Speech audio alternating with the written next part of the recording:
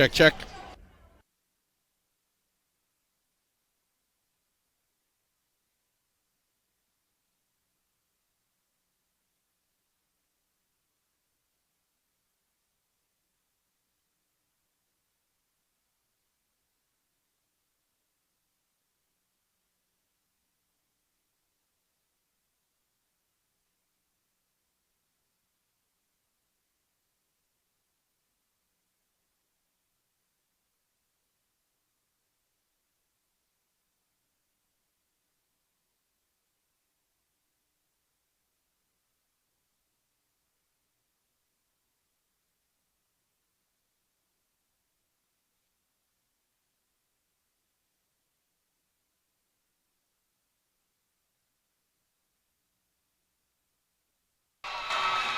Greetings, salutations, and good afternoon, ladies and gentlemen. We welcome you to the Rock Hill Sports and Event Center for Championship Friday of the SAC Men's Basketball Tournament. It's the top-seeded Lincoln Memorial Rail Splitters taking on the second-seeded Lenoir Rhyne Bears for the title. Hello, everyone. I'm Adam Cavalier alongside Andrew Rogers. Just delighted that you have elected to spend your Friday with us here on Flo College. A champion at long last gets crowned today, Andrew. Yeah, certainly an exciting matchup today, Adam. Anytime you have two semifinal matchups decided by one possession to get to the championship game, that's only a sign for what's to come here today. Both these teams on the hunt to break droughts for the title. Lincoln Memorial on the hunt for their sixth and their first since 2020. It has been a long 22 years since Lenoir Rhyne has lifted the hardware, and the Bears are looking for their fifth. Quality players on both these teams. For Lincoln Memorial, it is, of course, the freshman of the year, Elijah Freeman, who has been a beast this tournament for the Rail Splitters. He went toe-to-toe yesterday with Carson Newman's Jack Browder. It felt like two Player of the Year candidates, and Wes Enos is the Player of the Year on Lincoln Memorial, and Elijah Freeman played like one yesterday. He did it on all ends of the floor, both ends of the floor, in a multitude of ways offensively, finished with 32 points. The Freshman of the Year was a matchup problem. He's been a matchup problem for everybody in the South Atlantic Conference in just his first season here in the league. On the flip side, for the Lenoir Rhyne Bears, it's Zaire Wells, and he was dynamic for the Bears in their semifinal win against Catawba, a weapon and newcomer of the year for Brent Owen. Yeah, another all-SAC first-teamer, 17 points per game, extremely efficient. And when he gets to that left hand, he is very hard to stop. But also what he does so well, he plays so good defensively in the half court. Sometimes his defense can lead to offense, and he's so athletic, he's able to rebound the ball at an efficient rate as well. Both players can score it well. They can both score it efficiently. And both Wells and Freeman deceptive from beyond the arc with what they are capable of. Don't make a ton of threes, but both of them do it at better than a 40% clip. Zaire Wells, when these teams got together in the regular season, he won it for Lenoir Rhyne in the meeting in Hickory. It was his drive, as you can see here, with 3 seconds left, that powered the Bears to a nationally ranked win over the Rail Splitters in the meeting in Hickory. LMU would then roll by 28 in the meeting in Harrogate. So the two split the regular season meetings. How they got here to Hickory, well, wasn't without drama. You alluded to it, Andrew Rogers. For Lenoir Rhyne, it was a drama-filled game against Catawba that featured a whopping 57 combined fouls and more than 70 free throws. For Lincoln Memorial and Carson Newman, those two teams, neither one of them led by more than 3 for the final 21 minutes of that game. And it was Elijah Freeman who gave the Rail Splitters the lead with 43 seconds left to power past Carson Newman and into the SAC title game. Should be a dandy here in the Rock Hill Sports and Event Center. And we'll turn things over to SAC Championship PA man Mike Markham for all the pregame introductions.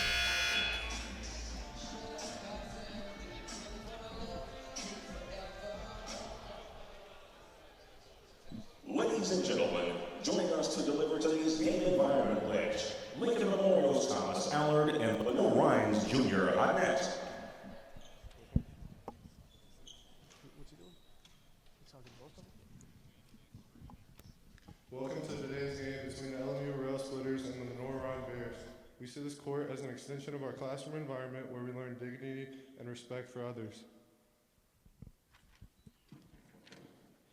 Today we ask for your enthusiastic support of your respective team. We also ask that you support the student athletes from both of our institutions by honoring our request to treat all fans, officials, coaches, and student athletes with respect. Thank you. Ladies and gentlemen, please rise as we honor America with the playing of our national anthem.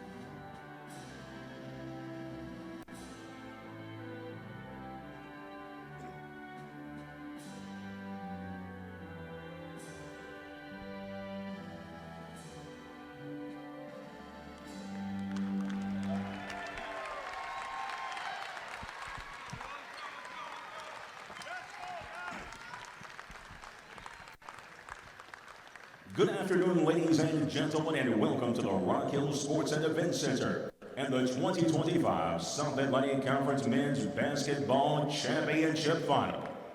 This afternoon's game features the second-seeded Lenoir Rhyne Bears and the top-seeded Lincoln Memorial Rail Splitters.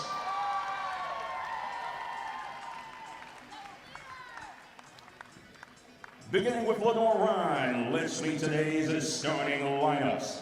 At guard for the Bears, a 5'10 junior from Detroit, Michigan, number 0, Julian Dozier.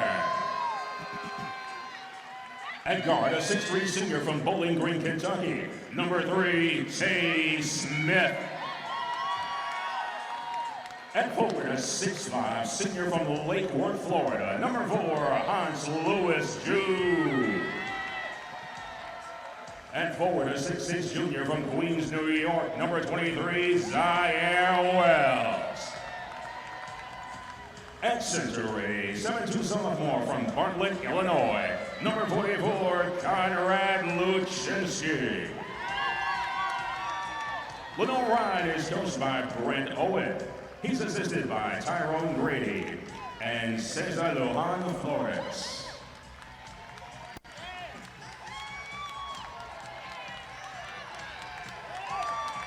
Introducing today's Lincoln Memorial starting five. At guard, a 5'10 graduate from Morristown, Tennessee, number 1, Connor Jordan. At forward, a 6'10 freshman from Wellington, Florida, number 3, Elijah Freeman.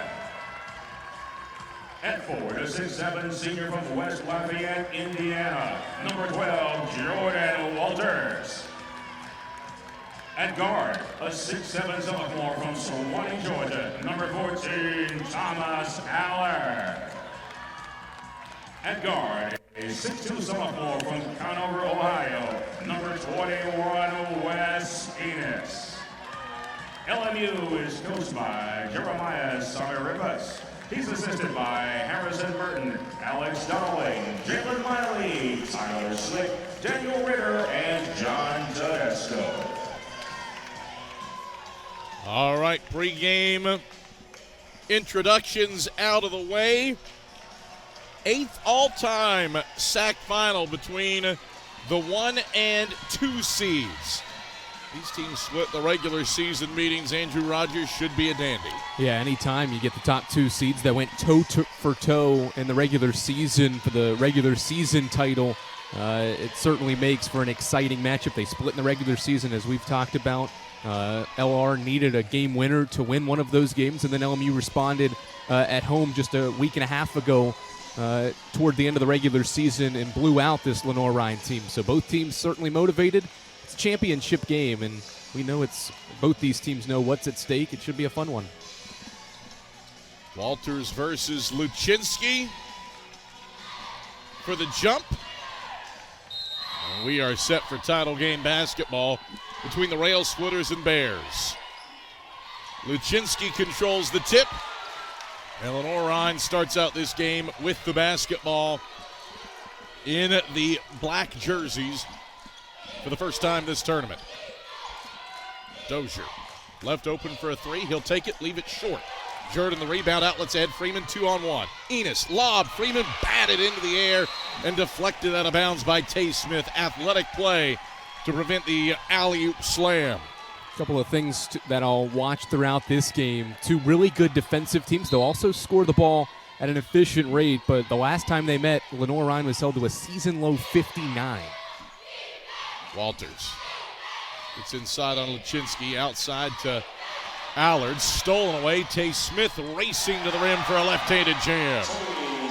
Opening salvo fired by LR.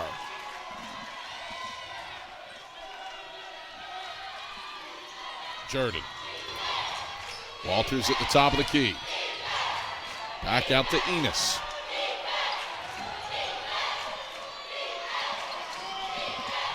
Walters deep into the shot clock. Enos, baseline drive, fades from 15 and connects. 17 points away for Wes Enos from 1,000 in his youthful career. Tied at 2.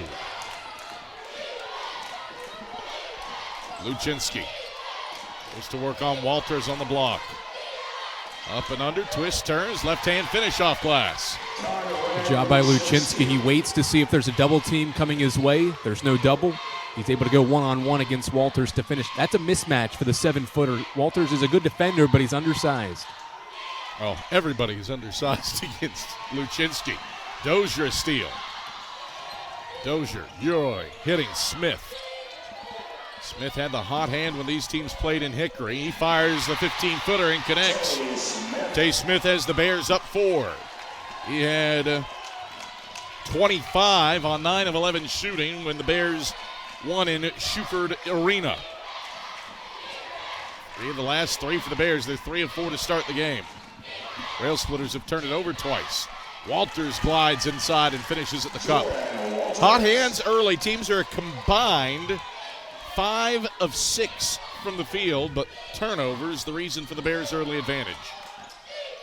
Baseline drive by Hans-Louis June, gets it to Dozier in the corner. His three's off the mark.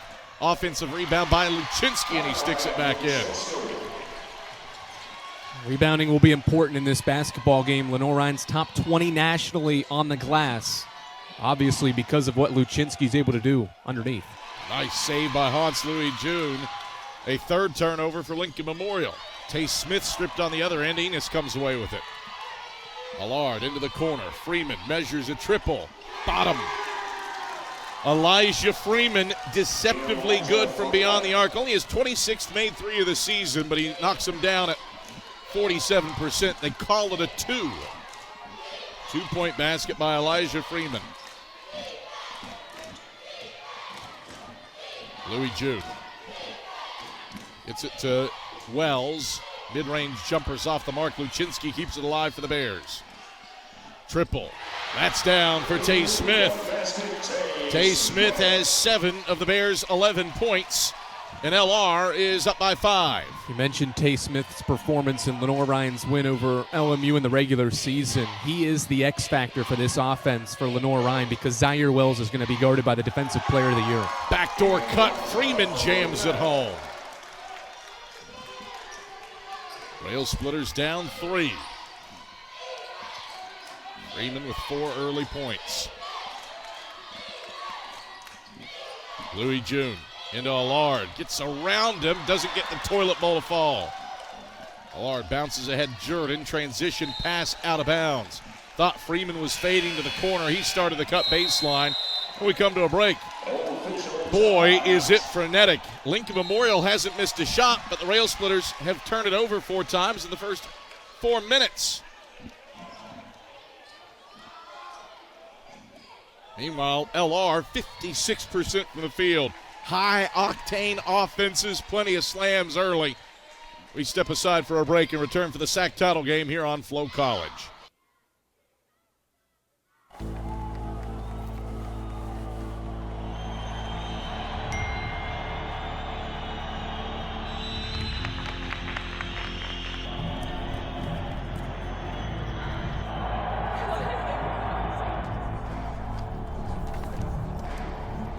If you want to win in every arena of college life, go D2. Make it yours. Sure, we've been around a while, 171 years to be exact. We know the power of a liberal arts-based Christian education and the tremendous potential of what can be found on this campus, within this community. We are adventurers, dreamers, believers, passionate and compassionate, curious and clever, driven by a common purpose towards a common goal. I found my passion. I found purpose. We are Carson Newman. What will you find?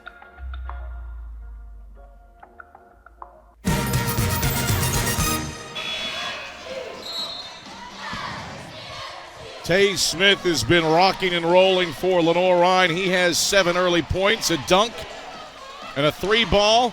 Elijah Freeman from distance, slamming it down for the Rail Splitters. Entertaining offense here early, Andrew Rogers, between these two clubs. Yeah, some really good defensive work to score some of these transition buckets. You saw the Tay Smith slam. The first basket of this game was off a turnover from Lincoln Memorial. Something they did a lot in the 2 regular season meetings. Turned it over 25 times last year in the SAC title game against a Catawba defense. So something the Rail Splitters will have to limit if they can maintain this efficient offense as well. LR banging inside with Wells on Enos. Shoots over top of him. Defensive player of the year defended it well. And Mahmoud Bangura, the Coker transfer, grabs the board. LR can tie with a 3. Or LMU, pardon me, can tie LR with a 3. E.J. Smith inside, zips at Bangura, stepped out of bounds. Turnover number 5 for Lincoln Memorial. Well, officially 4. They did not credit Connor Jordan with a turnover on the pass out of bounds before that led to the media timeout on the official stats. So officially the 4th turnover today.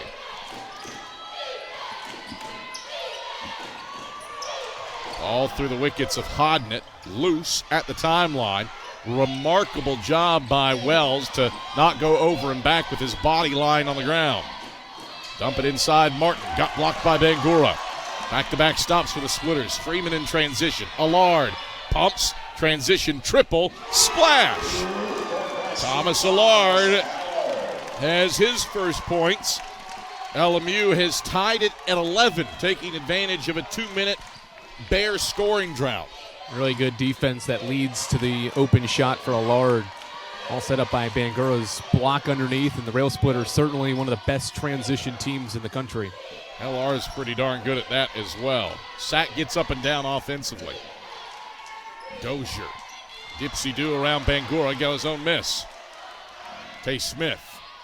Allard recovers, hand in his face, doesn't matter. Smith feeling it. He's got 9. Perfect 4-4 from the field, and that stops a 2-minute, 42-second Lenoir Rhyne scoring drought.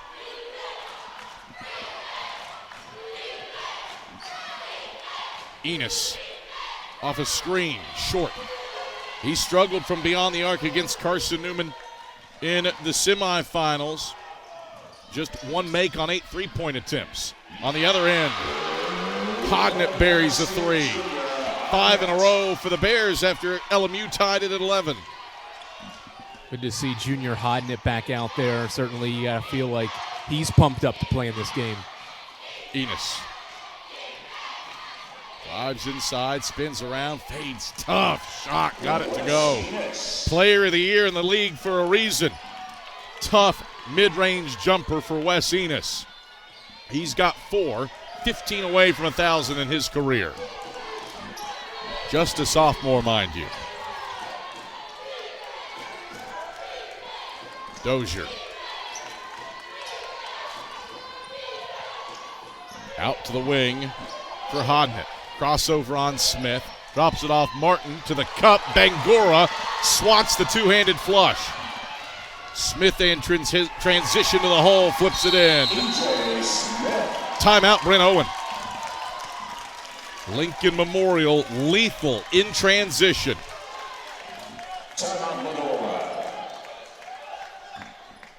That's the second time, Adam, that Mahmoud Bangura has made a defensive play against Sam Martin. It's a good job to wall off and block the shot, and then Smith, the freshman, all SAC freshman team selection, able to finish from the right side. Defense to offense, that's going to be something we see a lot in this basketball game. We've seen it throughout the entire year in this conference, and it could be the difference in this game. Who can get more of those transition opportunities off good defense? Not necessarily turnovers that lead to transition offense, but just defensive stops like LMU was able to get there. LMU has 7 of its 15 points in transition. Rail Splitters are 7 of 8 from the field. You think, why are they losing? 5 turnovers. Lenoir Rhyne 7 of 15, 47%, 2 of 4 from beyond the arc. They've converted those 5 LMU turnovers into 4 points. Volume of possessions in favor of Lenoir Rhyne right now, and it's the difference. LR's taken twice as many shots as Lincoln Memorial. Wells. Up to the head of the key for Hodnett. Inside out to Gabe Serta. Back inside to Wells, deep in the shot clock. Wells spins, hangs, lefty, lay. Zaire Wells gets into the scoring column. His first points. Bears are up by 3. Enos inside, flips it out. Allard steps left around the flyby. The triple is long, though. Wells gobbles up the miss.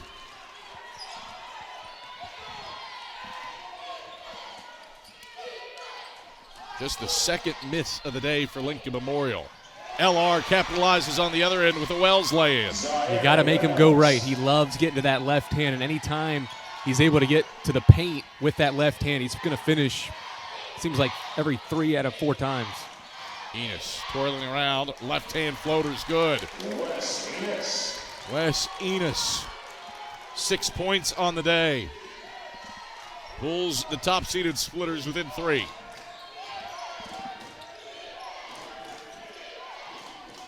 Luczynski fires the 17-footer, doesn't get the roll.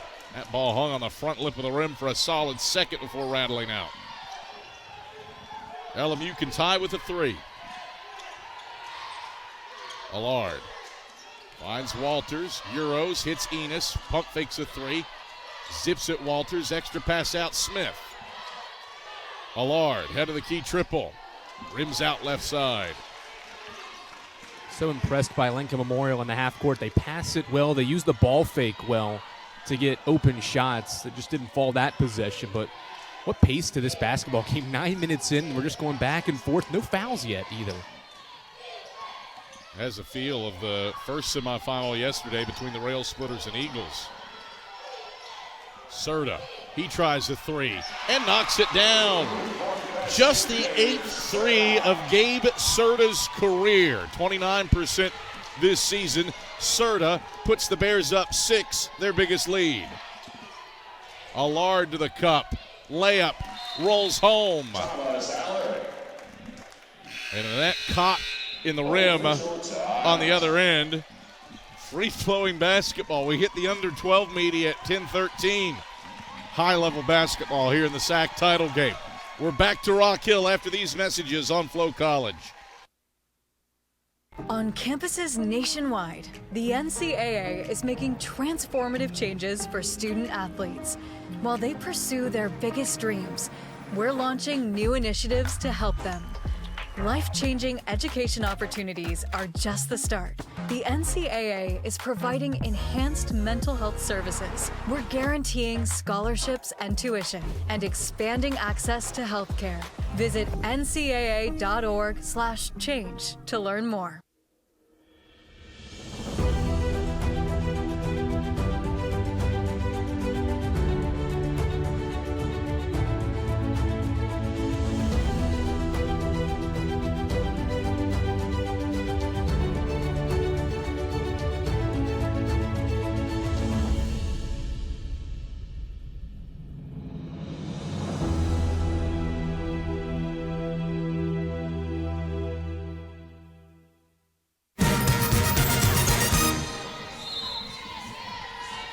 High-octane action here inside of the Rock Hill Sports and Events Center. Thomas Allard with a three. Mid-range jumper from Tay Smith. And it has been a frenetic pace here in the early going between LR and LMU. Gabe Serta hits the 8th three of his career to put the Bears up 6. Their biggest lead. LR has started 3 of 5 from beyond the arc. Little Rhyne, efficient from deep, 35.3%, middle of the pack in the SAC in that regard. Not a volume three-point shooting team. They only make 6.4 a game. That's 12th in the conference. When you asked Brent Owen yesterday about this matchup, he said, we have to make outside jump shots. They've done it here early on. Only made 8 combined in the 2 regular season meetings. So important for this shooting to continue if Lenoir Rhyne wants to win this SAC title game. Tay Smith, he's been sublime with 9 points for the Bears. Off to Dozier. 5 on the shot clock. Dozier pinned inside, gives to Luczynski. Luczynski has to fire it up as the clock expires. Freeman uses his length to grab the rebound for the Splitters. LMU 9 of 12 from the field to open the game, but 5 turnovers. Jordan, so good in the mid-range. He pulls from 15, off the mark to the left. LR the other way. Hans Louis June, tough shot at the hole. First points for Louis June. Enos gets it to Walters on the drive. His floater's strong off the heel. Back-to-back misses for the Rail Splitters, down by 6. We've seen some really good defense, but just way better shot making in this basketball game, and it's going to continue throughout this game. The defense has been in good position. They've played good defense. It's just sometimes better offense is always going to beat good defense. Hans Louis June around a screen for a 3, off the mark. Freeman euroing to the hole, got stripped. Dozier taps it out of bounds. Stays with LMU. Good active hands by Luczynski and Dozier to dispossess the freshman of the year in the league. Freeman. Defended tightly by Smith. Enos, NBA range triple, splashes it in.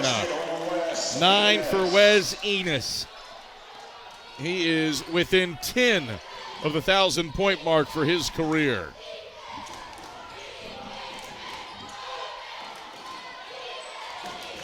Louis June. Twists around on Jordan into the high post, Luczynski. That's off Hodnett's foot. No, deflected, no backcourt violation. Chris McCurry says it was not deflected, called the over and back.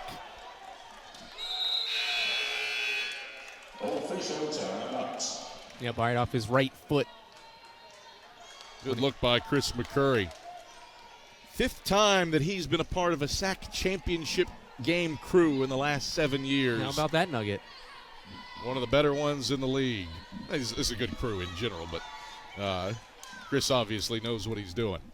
25-22, Bears by 3 on Lincoln Memorial. We're back to the title game on Flo College.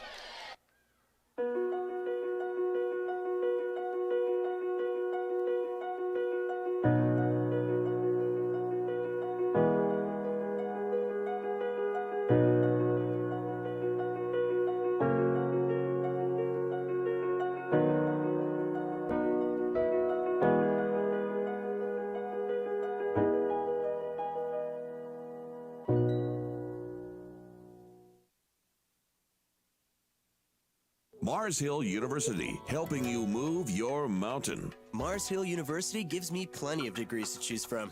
At MHU, I get the attention I deserve.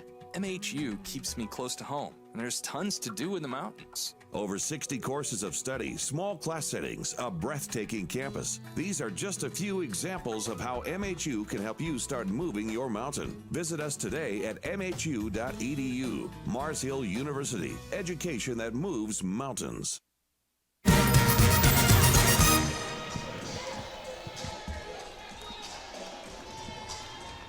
Rhyne leads Lincoln Memorial by 3 at the under 8 media timeout. Brent Owen trying to make it back-to-back years. He's thirsty for 2 straight tournament titles, won one last season at Eastern New Mexico before taking the Lenoir job this year, and what a job he has done. SAC Coach of the Year has the Bears up 3 on the regular season champion Rail Splitters. Enos down inside, drives, the finish no. Walters couldn't handle the tip. Bears prevent a third chance. We can't say enough about what Brent Owen has done. He has been exceptional, and even Melissa DeVore on the women's side. We have seen 2 exceptional coaching jobs to have their teams in the title game, especially for Brent Owen and his team in year 1. Jeremiah Samarippis for Lincoln Memorial trying to get over the tournament hump. Martin, offensive rebound, goes back up, counted and 1. Well, it took 12 minutes and 44 seconds before we had our first foul called in this first half. It's been a good, clean game. Mentioned how rebounding would be a major factor in this game. There might not be many rebounds and missed shots, but when there are, who can grab that rebound? And Sam Martin was right in there. Did a good job to utilize the pump fake to get Freeman in the air and finish through the contact. Freeman's first foul of the game for either team. Refreshing after the 57 combined fouls between Rhyne and Catawba in that semifinal yesterday. Granted, that was a scrappy, intense, physical slugfest between the Bears and Indians. LR has matched its biggest lead at 6. Walters inside out for Allard, kicks Enos. Decent look from deep, he swishes it. Wes Enos only had 7 points against Carson Newman in the semifinals. He's got 12 in the title game against the Bears. On the other end, the leaners off the mark from Hans Louis June. LMU keeps it to 1. Allard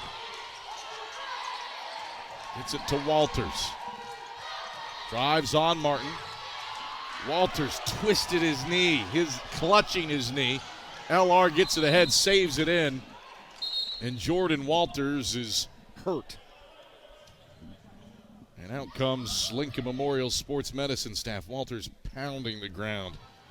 Boy, you hate to see that for Jordan Walters. 143rd career college basketball game for a 5-year player. And that left knee on replay did not look pleasant. He does so much for this basketball team and has throughout his, you mentioned it, 143-game career at Lincoln Memorial. 4 assists per game on average, a team best, 9 points, 6 rebounds. Just hearing those numbers, you know how much he means to the team. They run so much offense through him at the head of the keys with so much cutting action, and he's the one that distributes the basketball. Hopefully he's okay. You always hate to see injuries, but especially at a title game and this late in the season to such a critical piece to your team. No weight on that left leg for Jordan Walters. He is one of the best passing big men in this conference. A long tradition of great passing big men for Lincoln Memorial, going from Cam Henry back to the late, great Dorian Pinson. Walters is in that mode, and not what you want to see in a title game for 143 games played, the dean of men's basketball players in the South Atlantic Conference.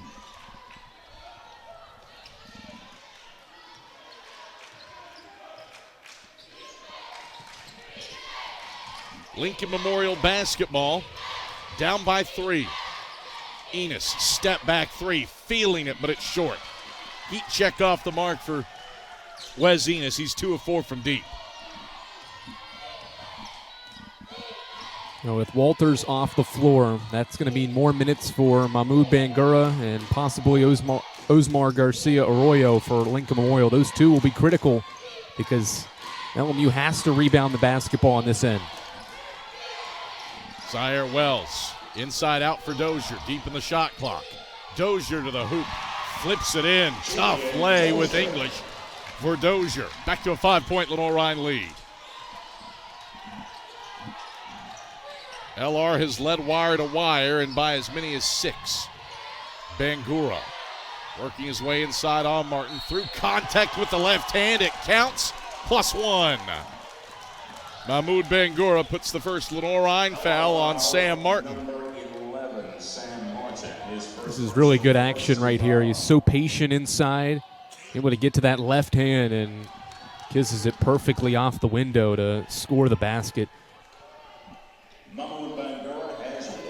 Bangura transferred to Lincoln Memorial from Coker, and he has been at the line a ton in his career. His 298th career free throw is good for his 221st career make. 2-point game. Jeremiah Samrippis signals in an X defensive call. Don't know that it worked, but it's a turnover. Third of the day for Lenoir.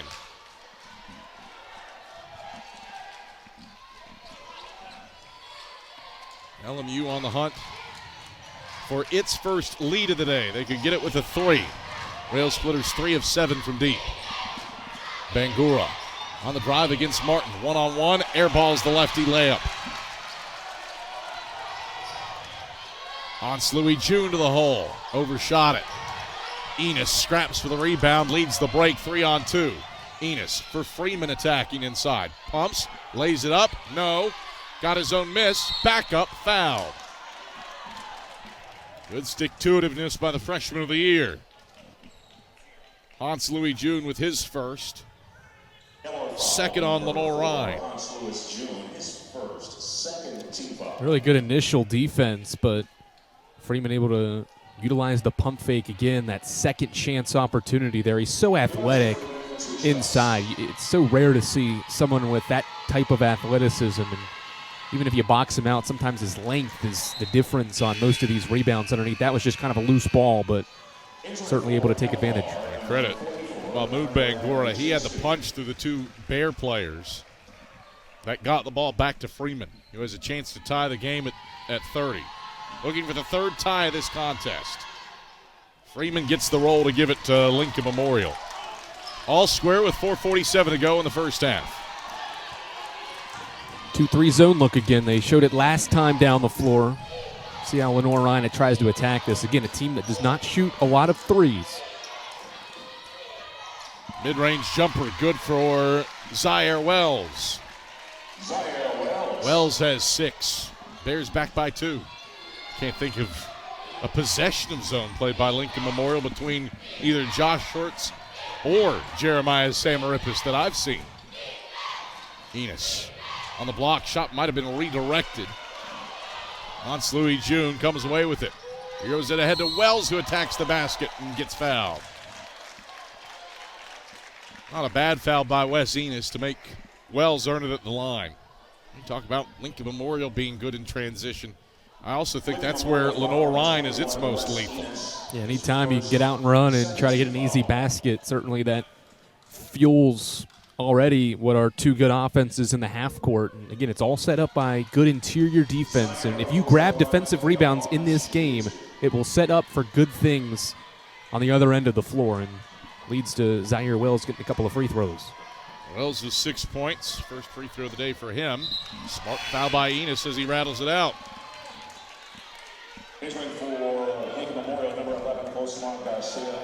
Bangura exits. Osmar Garcia Arroyo into the game. Didn't see him in the semis yesterday against Carson Newman. Did play in the quarters, 5 points, 3 rebounds. But again, with Walters sidelined for now, him and Bangura are going to be critical to help rebound, but also possibly be a threat on the offensive end. Garcia Arroyo had a great tournament here last season. Hasn't been called upon as much this year. Deflection on the Freeman pass.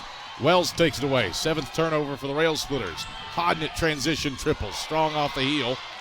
Long board for Tay Smith. Tough shot. Knocks it down from 15. Tay Smith has the Bears on a little 5-0 burst. And Lenoir is up by 5. Second chance points, now 12 for Lenoir off of 5 offensive rebounds. LMU's got to rebound the basketball on the defensive end. Garcia Arroyo, reverse layup, kisses it in off glass. First points for Garcia Arroyo. He had 5 in the quarterfinals. And the Rail Splitters win over Wingate. Whistle on foul away from the ball. Garcia Arroyo and Luczynski battling downstairs. Garcia Arroyo with his first. Third on the Rail Splitters brings us to a break. It has been a dynamite title game so far between Lenoir, Rhyne, and LMU. The Bears have led it wire to wire thus far, but never by more than 6. This is the final 3:02 of the first half. We'll find out when we come back after this on Flow College.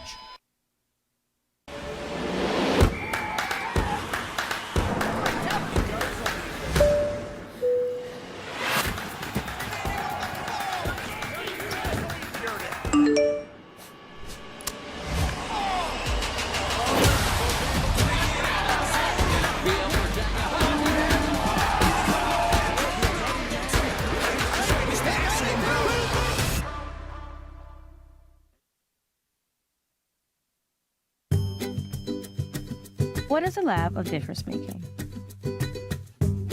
It's a place. A safe place. A safe place to explore and experiment. It's a place to focus and question your perceived notions. It's a step out of your comfort zone and be bold, brave, and different. Or to shake things up and try something new. It's Wingate.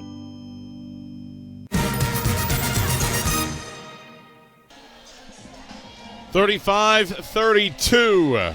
Bears by 3. Wes Enos has had the hot hand for Lincoln Memorial. Osmar Garcia Arroyo has come off the bench for a couple points for the Rail Splitters, but Lenoir, Rhyne, it has been Julian Dozier, Tay Smith, Zaire Wells. The usual suspects doing work to give the second-seeded Bears a 3-point first-half lead on the Rail Splitters. Luczynski misfires the layup. Enos the rebound and running. Enos gets it to Osmar Garcia Arroyo. Airballs the layup, was off balance when he took it. Wells keeps it to 1. Wells for Dozier trailing. Lenoir gets into the half court. Lenoir really making a good effort to get it to the big man. Called for a goaltend. Elijah Freeman counted for Dozier. The basket counts for LR's Julian Dozier. A second look at that. Tough to see from that angle, it being blocked. Nice view of the top of Dozier's dome as he takes a tumble after laying it in. Or getting credit for a lay-in, I should say. 5-point LR lead. Smith attacks inside, can't get the layup to fall. LR getting stops. Lincoln Memorial started this game 8 of 9 from the field. Since then, the Rail Splitters are 5 of 17. 50% for the game. Dozier tries the triple and rattles it in. Had a sliver of daylight, and Jeremiah Samarippis has seen enough. He'll utilize a timeout. Bears up by 8. Lenoir, Rhyne has drained a quartet of first-half threes. Julian Dozier, 34.5% from beyond the arc, had daylight and took it to give LR the biggest lead of the day. Bears shooting it with confidence. That's the 4th different player for Brent Owen's team to knock down a triple. They're 4 of 9. Dozier, certainly when he takes them, can make them 35% on the season, and that's a big shot here down this stretch. These final minutes of the first half will be critical. Can Lincoln Memorial make a little bit of a run, or will Lenoir, Rhyne be able to keep this momentum going into the halftime break? You always hear coaches talk about, especially in football, first 5 minutes of a second half, final 5 minutes of a second quarter before halftime. Very similar in basketball. Can you end quarters and halves well, and can you start them well, too? Bears by 8. LR with 6 offensive rebounds, converting all of them into 12 points. That's the difference right now. Garcia Arroyo bounces inside LR, pumps, reverse layup, no. Loose ball snared by Wells. LR gets the stop. And the Bears can grab the first double-digit lead of the day. LMU, one of its last 7 from the field. And 5 of its last 17. Lachinsky from the keyhole. Shorts the 17-footer, but a 7th offensive board for Wells. Spins on Enos. Doesn't get it to fall. Enos, top of the key, launches the 3, airballed it. Out of bounds into the awaiting arms of our camera operator, Molly Bukowitz. The ball back to the Bears. LMU has missed its last 4 shots, hasn't scored in 2.5 minutes. Enos gets a breather, as does Osmar Garcia Arroyo. Bangura and Jordan back in for Lincoln Memorial. Trailing by 8. The top seed has not led in this one. Second-seeded Lenoir Rhyne on the prowl for its first tournament title in 22 years. LR not going to take the opportunity to go 2 for 1. Dozier will bleed the clock. Dozier in traffic. Freeman. Nope, Bangura called for the foul. First on Bangura. Fourth on Lincoln Memorial. Interesting matchups. LMU has had Elijah Freeman on LR's point guard Dozier for the entire half, and Dozier made a good job to utilize that ball screen to get a little bit of space and draw the foul. That's what LMU did yesterday against Carson Newman. Freeman defended the Eagles point guard Trey Hubbard for the duration of the game. 4-second difference, shot clock to game clock. Dozier around the screen, deflected by Bangura. Bangura twists ahead, goes behind the back, kicks Smith. 3 at the horn, he hits. Much needed bucket for Lincoln Memorial and E.J. Smith. He stops a 3-minute Lincoln Memorial scoring drought and makes it a 5-point game at the halftime break. 40-35. Lenoir Rhyne up on the Bears as Ryan Wilkes goes to collect Lenoir Rhyne head coach Brent Owen. He's standing by with his first half thoughts. Down courtside with Lenoir Rhyne's Brent Owen at halftime. LR leads Lincoln Memorial at 40-35 at the break. So, Coach, first of all, you guys kind of come out and set the tone on a day when, after that slugfest yesterday, you might be lacking a little juice, but this crowd supports you. What does it mean to have this crowd here behind you guys in this one? That's what makes Lenoir Rhyne a great job. Unbelievable support from our Bears community, our family, in so many ways. You know, off the court, on the court, you know, game environment, our cheerleaders being here during spring break. We're so thankful. You know, everyone that's coming out and bringing some good energy. Our team is playing pretty well. So defensively, you guys forced 7 turnovers from LMU and great opportunities here on the other end. And defensively at the rim, you've made it hard for Lincoln Memorial here in this first half. What have you liked defensively from your squad? Defensively, I just think they're doing a good job on keeping their main guys, you know, away from the rim. You know, we're doing a pretty good job of sticking. We had some problems in the past, kind of sticking to them. We had some problems in the past, guard them in transition. We're doing a good job of taking good shots and taking care of the ball, which is keeping them out of transition a little more. But we've got to keep that up. This is a heck of a team, and they're going to come out ready to fight in the second half. We got to be ready to go again. Tay Smith with 11 first half. What have you liked from Tay working in this offense and continuing what's been a nice tournament for him? With the way they're defending, we got to hit jump shots to win. And Tay's a really good jump shooter. He's our best pull-up jump shooter for sure. So if he's hitting shots, it's going to give us a chance. So you're half away from a South Atlantic Conference title in your first year with the Bears. What's it going to take in this second half to stave off Lincoln Memorial, who's going to try and throw the kitchen sink at you? our very first meeting, we talk about trust and toughness. We got to trust each other. We got to play really tough. That's what championships are all about. I think that's why we've had some success in tournaments. Those two things are what matter the most this time of year, and that's what we've got in our locker room right now. Coach, thank you. Good luck in the second half. Ryan Wilkes with Lenoir Rhyne's Brent Owen as LR leads LMU 40-35 at the halftime break. Back up to you, Cav. All right, thank you very much, Ryan Wilkes. Bears up 5. LR looking for its first tournament title in 22 years. They're back in the title game. It's just been 2 title game appearances in that span. Lost by 4 to Catawba in 2019. Halfway home, but the job not done yet. Lincoln Memorial looking for its first tournament title since 2020. Second half, roughly 12 minutes away. We'll break things down for you when we come back after these messages on Flo College.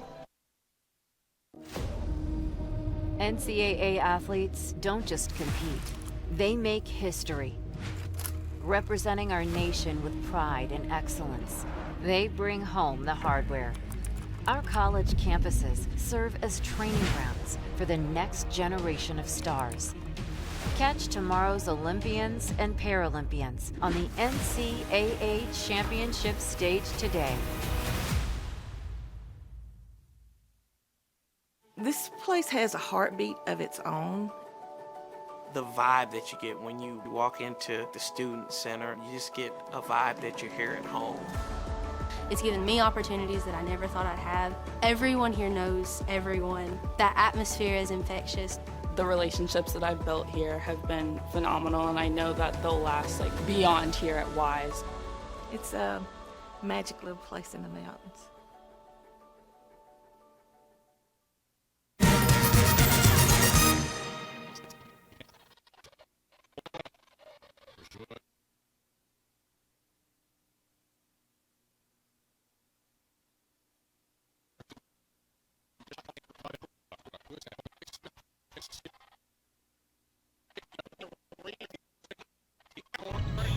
That's a timeout on betting. It completely changed the game, and you didn't even notice. Let me break it down for you. Betting ads are applying full court pressure and getting you to play the game. Many of you are falling for it and losing big money. Addiction is happening in some more than others. Now players are getting harassed by bettors. And we all know that's not how the game is won.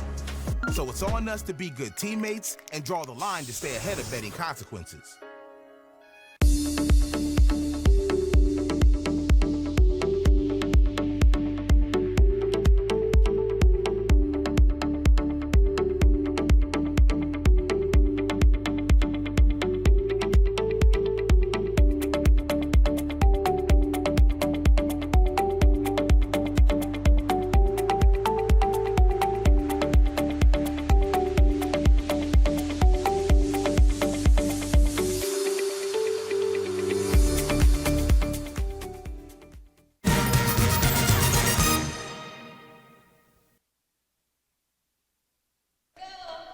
All right, back at the Rock Hill Sports and Events Center. Adam Cavalier alongside Andrew Rogers. We let you take a gander at the first half highlights. And, Andrew, really, what a high-quality offensive display put on by these two clubs. Really. I wasn't sure if the title game would measure up to the semifinals yesterday. It has measured up so far. Absolutely, and those 2 semifinal games were really, really good yesterday. Combined 4 points to decide those 2 matchups. But these 2 teams really representing what is a really good scoring conference in the South Atlantic Conference this season. We've seen some big shots. You see a Dozier three-pointer. He helped LR hit 4 triples. Certainly that E.J. Smith 3 to end the half was big. But high-level buckets happening in this championship game. Really an enjoyable half of basketball between Lenoir Rhyne and Lincoln Memorial. Both teams shot the ball well. Lenoir Rhyne at 45.9%. LMU out shooting the Bears. But 2 things really adding up in this one: glasswork and ball security. Yep, absolutely. Look at the rebounds and second chance points. The rebounds for Lenoir Rhyne +5 and 7 of the 20 rebounds are on the offensive end, and of the 7 offensive rebounds, they basically scored 6 times. They've got 12 points off those second chance points. So defensive rebounding has to be an emphasis for Lincoln Memorial in this second half, because Lenoir Rhyne, yes, they've shot a lower percentage, but they're getting more looks at the basket than Lincoln Memorial House. Took 8 more shots thanks to those 7 offensive rebounds. Yeah, the shooting percentages are they obfuscate what's really gone down, and that's that the Bears have they've had more possessions between the offensive rebounding and the turnovers forced, and that right now is the difference in this game. Wes Enos paces Lincoln Memorial with 12 points, while Smith has 11 to lead Lenoir Rhyne. They are the only 2 players in double digits. Lenoir Rhyne has done a nice job on Elijah Freeman after his bonkers game against Carson Newman in the semifinals, where he went for 32 points and 19 rebounds. Freeman has 6, 2 of 5 shooting. He does have 6 boards, which is on pace for a double-double, but not the stratospheric insanity that he put together against Carson Newman in the semifinals. But, and I think I know where you're going, Andrew. Yep. I think I know where you want to go, Andrew. He had 4 points in the first half against Carson Newman. Is that where you were going? I was absolutely going there. 28 in the second half, 29? I mean, just unbelievable what he did. So you can't rule out what this kid can do in a half of basketball, but certainly they'll need him to be a factor in the second half, because Lincoln Memorial, yes, they've gotten 12 points from Wes Enos, but eventually I think LR is going to try to hone in defensively on Lincoln Memorial's Player of the Year, and certainly other guys have taken shots and made shots, but Freeman's going to have to be a guy that rebounds, continues to rebound at a high level, but also scores it at a high level as well. Let's not forget Jordan Walters for Lincoln Memorial went down with an injury. That is a key cog, a good rebounder, and a good passing piece that, based on the lack of weight put on his leg as he exited, is not a great sign for Lincoln Memorial if he continues to be unavailable, which is our presumption. It's halftime in Rock Hill. Lenoir Rhyne, the 2nd seed, leads the top-seeded and regular season champion Bears in this top 15 matchup in the SAC title game. We'll have the final 20 minutes for you in a conversation with Jeremiah Samarippis when we come back after these messages on Flow College. At LMU, every door is open. Each can help me build my future exactly how I imagine it. Let's check those specs, guys. And lead to a career where I'll have an impact. As a nurse, how are you feeling today? A social worker. I guess you started when I was young. Or an executive of a multinational company. Take a look at the 3rd quarter. I know LMU will prepare me for a career where I'll make my mark. That's a cut. Because whatever door I walk into, there's a... Balance. It isn't just essential in your sport. It's essential in life, especially college life. It's everything you need to thrive in school, in sport, and everything in between. The key is just finding a place where you can pursue it all, because the real beauty lies in the balance. If you want to win in every arena of college life, go D2. Make it yours.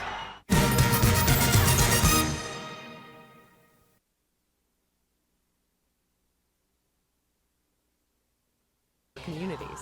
That's because Division II student athletes want to make a difference and truly be part of their surrounding communities. Through community engagement, thousands of student athletes from various backgrounds interact with community members who view them as role models. This interaction leaves a positive and perhaps even life-changing impression on all those involved. In Division II, we rise to the opportunity and make community engagement ours.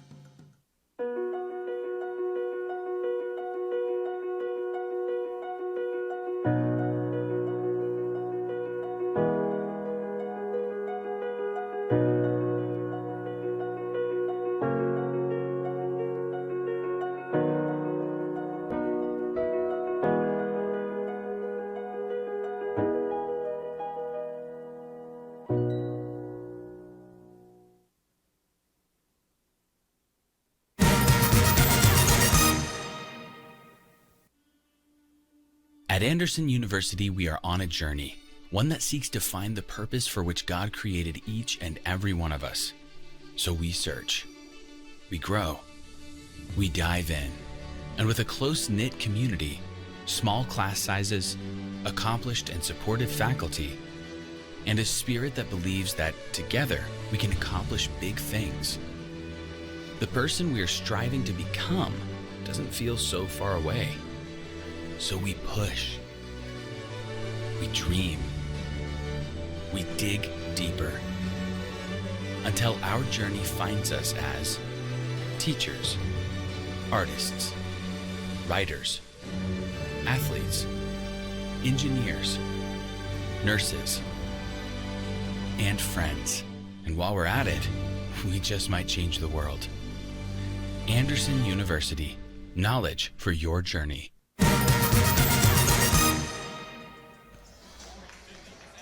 Courtside with LMU's Jeremiah Samarippis at halftime. Coach, you trail by 5 at the break, 7 first half turnovers. What do you have to do to limit those turnovers and limit the fast break opportunities for Lenoir Rhyne? We got to be strong with the basketball.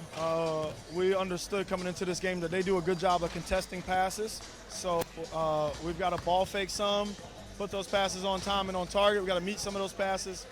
Then we got to limit them from getting second chance points. I mean, they've got 7 offensive rebounds. They're on pace to get 14 for the game.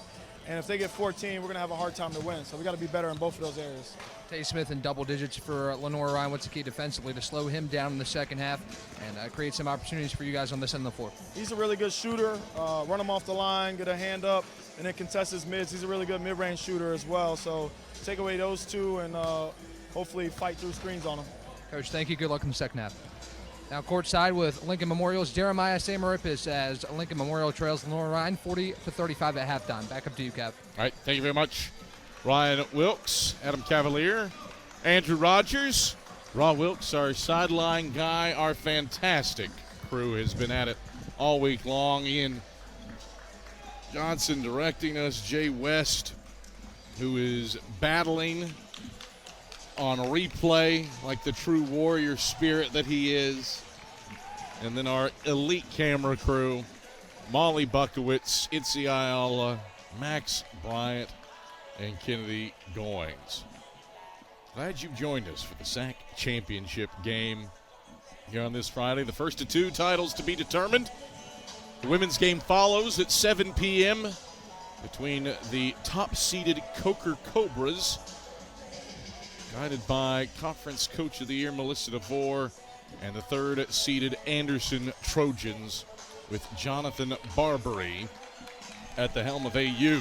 And some of these storylines in that game, I mean, what Coker has done, a historic season, and then an Anderson squad that's one of the hottest in the country, 11 straight wins, and a program under Coach Barbary that is year in and year out, it feels like, is always one of the last teams standing. They've been to the title game so many times. And Anderson's been a bridesmaid a bunch on the women's side, kind of like LMU trying to break through. Lenoir Rhyne, kind of a different tale than Coker. Coker's only been in the league for a decade, but untold success this year for the Cobras. Bears looking for their first title since 2003, and they're 5th overall. LMU basketball out of the break. Enos feeds Bangura. It's deflected off his kneecap, out of bounds. Turnover number 8 for Lincoln Memorial. You heard Coach Samarippis with Ryan courtside talk about how active Lenoir Rhyne is defensively with their hands, and they were able to bang it off Bangura's leg there on that pick and roll action. Really good defensive work by the Bears. They've done it all season, all tournament, and do it again there. Dozier. Bounces to Wells, high-low Luczynski. Sends it out, Dozier. Open look from deep. Dozier short. Enos collapses down for his 3rd rebound. Attacks the basket, inside out, Freeman. Wants Louis June, high hand into the high post, Bangura. Enos has got Luczynski. Now they switch off. Smith rolls inside, dribbles around, bounce feed Allard. Off his hands and out of bounds. Millard pleading his case that it was deflected out. 2 possessions for LMU, 2 turnovers to start the second half. Early change, too. We have seen a lot of Connor Jordan in this SAC tournament, but he's on the bench to start the second half. E.J. Smith, a guy that started 26 games this season, starts the second half, did not start this game. Luczynski throws one away as Dozier stayed put instead of fading out. 5th turnover of the day for Lenoir Rhyne. E.J. Smith does stretch the floor a little bit more than Connor Jordan does. Jordan just 6 of 27 from beyond the arc on the season. Smith's a 36% three-point shooter, makes about 1 a game. He's got his one here today. He certainly had the hot hand in the meeting in Harrogate when he went for a career-high 21. Bangura, nice take, plus a foul. 5 in a row for the Rail Splitters, spanning the halftime break. They're within 3. Yeah, he's got a quickness advantage here against the big fella. Gets around him and is able to finish through the contact. A late whistle, but the right whistle that time as Bangura went to his left. He is going to be critical with Jordan Walters still sidelined for LMU. Bangura switches the and 1 free throw. 6 straight for the Rail Splitters, spanning the halftime break. They were down by 8. Largest deficit they faced before Smith canned a 3 at the horn, and then the and 1 from Bangura. High-low to Luczynski. 2 to the ball on him. Backs it out to Dozier. Dozier a triple. Nope. Rebound pings around. Dozier hustles to it. Slips. Peel it back out, reset. Louis June a 3. Front iron, no. Whistle and a foul, battling for the rebound. Bangura and Luczynski tussling. Bangura is called for his second. And the first on the Rail Splitters. Multiple chances here again for LR. 3-point shot, and Luczynski's got great position inside, and Bangura just has to grab him, or it would have been an offensive rebound. Luczynski sends it out to Hans Louis June. Louis June finds Dozier up top. Drops it off for a Tay Smith jumper. Off the heel, 3rd chance. Wells, no. A 4th. Reset for the Bears. 3 offensive rebounds on this one possession for Lenoir Rhyne. Wells from deep, cans it. Jeremiah Samarip has talked about it at halftime. Couldn't let LR have seconds and thirds. The Bears get a 4th there. And Wells drills the 3. He's got 10. It's hard to defend a good offensive team one time, let alone 2, 3, and 4 times in one possession. Enos amongst the trees draws a foul. Luczynski pleading, hey, I was straight up. He's called for his second, team second.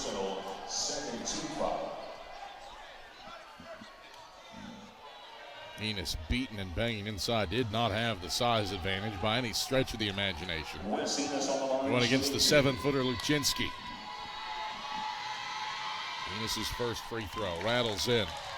Adam, I know you've been doing this a long time. How many players have you seen approach, and he's probably going to get 1,000 points in 2 seasons? Not many. Not many. I think the more remarkable thing about Enos, let's not forget, last year, he didn't play for LMU until the North Georgia game before the Christmas break. Second game of his career was against Carson Newman, and the first league game he played, and the first game back from Christmas break. So he didn't even play a full season last year. Bangura taps the rebound out of bounds. It stays with the Lenoir Rhyne. The SAC's all-time leading scorer, Charles Clark of Carson Newman, 2,300-plus points in his storied career, the 16-17 player of the year. I think he got to 1,000 a couple games into his junior year, if I'm remembering correctly. Luczynski doesn't get the roll. Punched out by Wells. Second chance. Wells. Kick out. No. But a third. Dozier's there. Possession extends for Lenoir Rhyne, pardon me. Smith for Dozier. Euros. Erased by Smith. E.J. Smith coasting to the cup, finger rolls it in with the left hand. E.J. Smith has 7 points. LMU, after trailing by 8, is within 1. He could be an X factor for Lincoln Memorial. Career high 19 in the meeting in February. A game that LMU won by 28 points, but Rail Splitters have to rebound this ball defensively. They've gotten stops. LR 1 of 10 from the field after halftime. But LMU's 2 of 2 and has turned it over 3 times. Hans Louis June pinned inside, intercepted by Smith. The freshman, the all-freshman teamer, has been the X factor. Enos, baseline drive, gets into Luczynski, doesn't draw the foul, but Bangura cleans up the miss and gives Lincoln Memorial its first lead. Rail Splitters have outscored the Bears 9-3 to open up the second half. It's a 6-0 run for Lincoln Memorial, a 12-3 run spanning the halftime break. LMU cheerleaders and crowd roaring to life. Louis June, can he answer? No, he's short on the 3. Allard ahead to Bangura. To the cup. Foul. Free throws from Mahmoud Bangura. Lincoln Memorial fired up. The Rail Splitters have delivered a heavy punch to open up the second half. A 12-3 run spanning the halftime break. LMU has its first lead. 14:57 to play in the second half. Bangura doing work for Lincoln Memorial. The putback slam has the Rail Splitters in front for the first time here on Flo College. In NCAA Division II, student athletes leave a lasting impression on their communities. That's because Division II student athletes want to make a difference and truly be part of their surrounding communities. Through community engagement, thousands of student athletes from various backgrounds interact with community members who view them as role models. This interaction leaves a positive and perhaps even life-changing impression on all those involved. In Division II, we rise to the opportunity and make community engagement ours.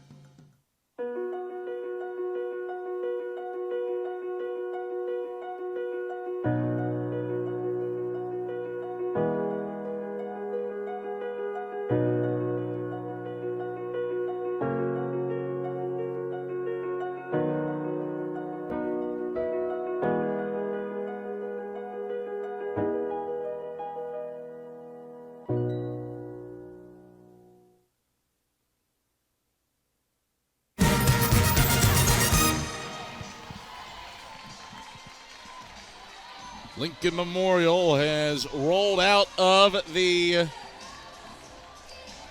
second half. A 12-3 run spanning the halftime break.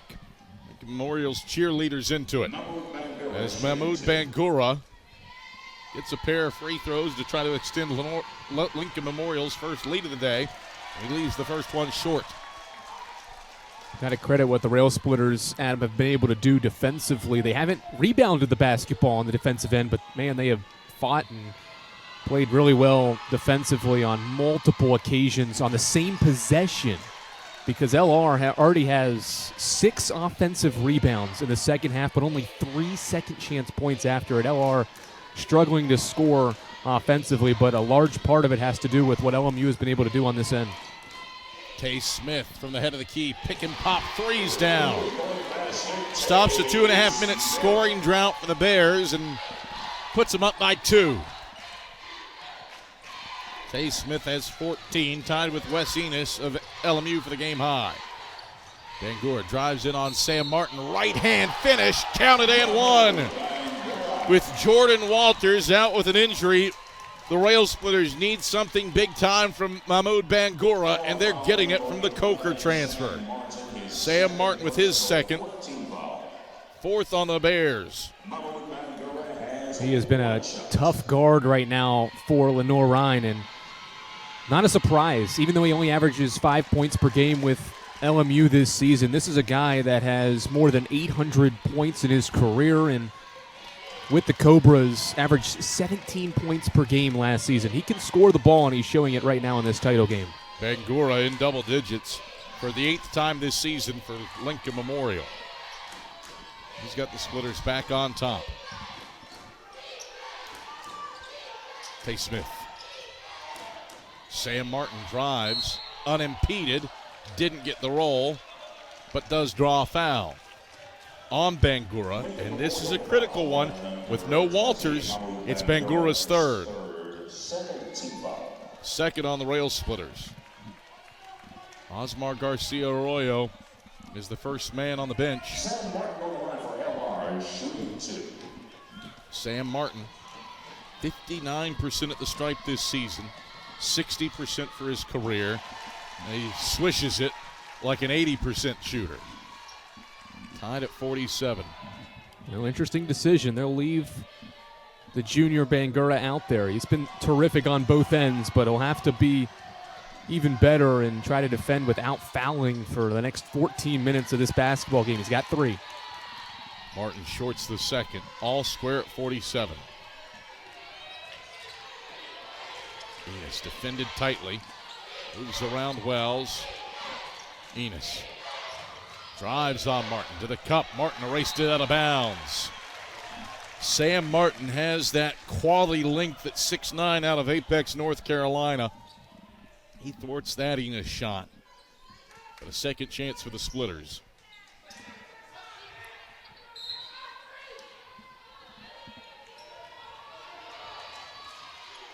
Bangura attacks. High arcing, no, but Freeman follows through. Count it, +1. Elijah Freeman puts a third personal on Sam Martin. 15th foul on the Bears. First time that Lincoln Memorial has been ahead by 2 today. Anytime a shot blocker comes over as a secondary defender and doesn't block the shot, that leaves somebody open on the backside, and that was where the freshman Freeman was standing and waiting to put back that shot. That's a difficult finish, too, through contact, fading away. The athleticism on this kid is unbelievable. I thought last season that Wes Enos was the best 18-year-old that this league has seen over the last decade. And suddenly, he didn't retain that title for long. Elijah Freeman. Can't wait to see what's next. Yeah. LMU's had some good freshmen through the years. Cavassier McCauley comes to mind. But he was a 20-year-old freshman when he was in the league and won Freshman of the Year honors before transferring out to DePaul. Rail Splitters up 3. Bears 2 for 12 from the field after halftime. Serta tries a triple, hand in his face, left it short. Louis June couldn't get it to fall. Outlet it ahead. Showtime for Freeman. He brings Thor's hammer to the party and is the third Rail Splitter into double figures. LMU up by 5. Its biggest lead. Louis June, nice cut for Serta, but he can't get the layup to fall. Enos leads the break. Enos twirling, a whirling dervish, gets it out to Freeman. Brent Owen wanted a walk call. Smith. Serta tries to lock him down. Such a good defender. Knocked it free, but Smith keeps it. Leaps, passes, deflected, stolen by Tay Smith. 11th Lincoln Memorial turnover of the game, 4th of the half. It's always dangerous when you leave your feet trying to pass the basketball, and that's what the freshman Smith did there. He was caught in no man's land when he left his feet with the basketball, and it led to the turnover. Luczynski for Serta. Zip it inside. Hans Louis June stumbles. Back to Serta, deep in the shot clock. Tay Smith, hand in his face, fires, but air balls. Shot clock violation. Ball back to Lincoln Memorial. LMU coaching staff fired up. Lenoir Rhyne back to the bench looking for solutions. Jeremiah Samaripis must be pleased with his Splitters performance. He's kept the Bears to 2 of 15 shooting after halftime, and Elijah Freeman getting out and leading the break for Lincoln Memorial. Rail Splitters by 5 here on Flo College in the SAC title game.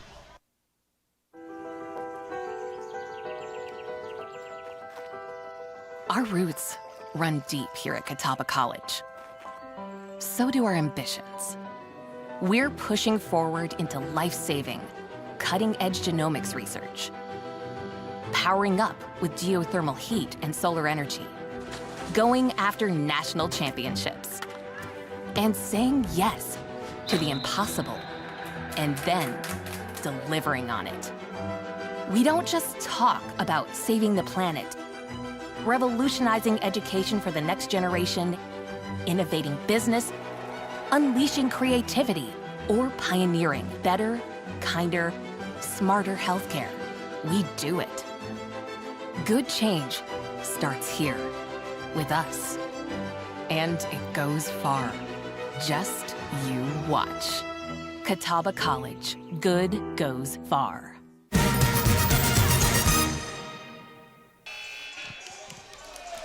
We've got a good one cooking here at the Rock Hill Sports and Events Center. Adam Cavalier alongside Andrew Rogers.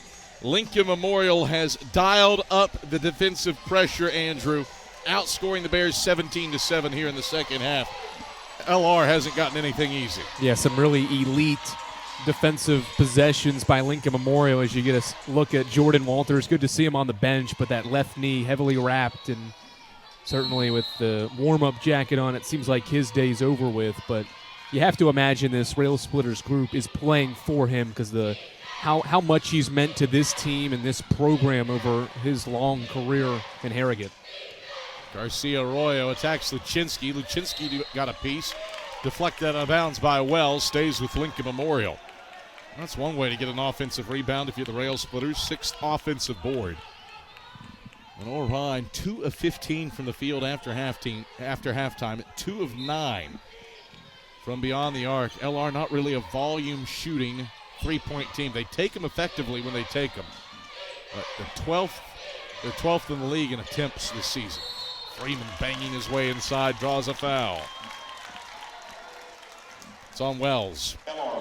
He's so quick off the bounce. Once he rips this basketball through going baseline, he gets around Wells just enough to get in an ideal position to make a layup, and that's what puts Wells in a difficult position defensively to try to stop the conference's freshman of the year.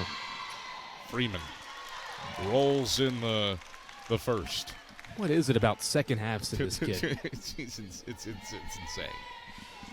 He had 6 in the first half. He's at 6 here in the second half for a total of 12, making a total of 13. It's almost like he just creeps up on you. You kind of forget about him because Wes Enos is doing his thing in the first half, and Freeman's like, wait, don't forget about me now. I average 18 points per game too. 7 straight for the Rail Splitters after that 12-3 run to take control spanning the halftime break. Hodnett got a whistle. What's this? Away from the ball on Garcia Arroyo. His second. 3rd on the Rail Splitters. LR in dire need of some points. Haven't scored in nearly 3 minutes. Expect him to try to go inside to Luczynski. High percentage shot. There he is on the block. Has the size mismatch on pretty much everybody in the league except Evan Ramsey of Wise. Dozier from the corner. He's hit a few today, and he's got another one.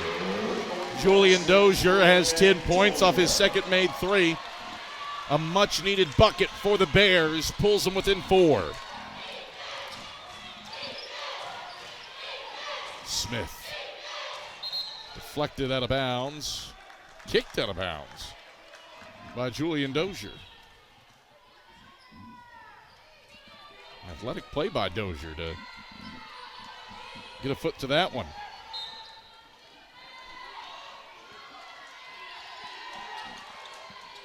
Enos cutting to the cup, reverse layup. Not enough juice. It was a really good set, though, and a good pass from Garcia Arroyo. Something Walters would have done out of that high post spot, and the sophomore forward made a good delivery on the cut, but Enos couldn't finish.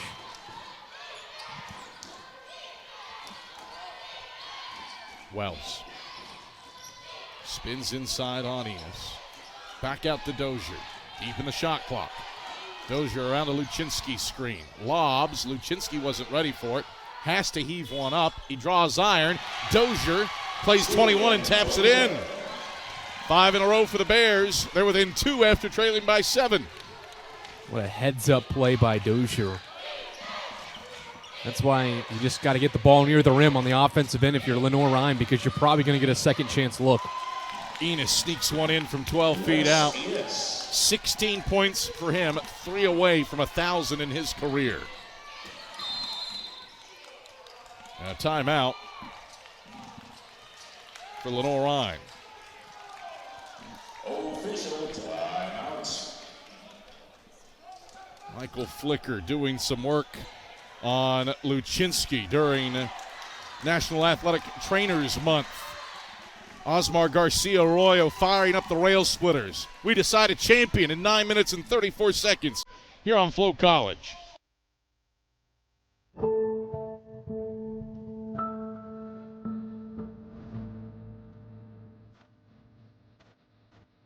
They say that knowledge is power.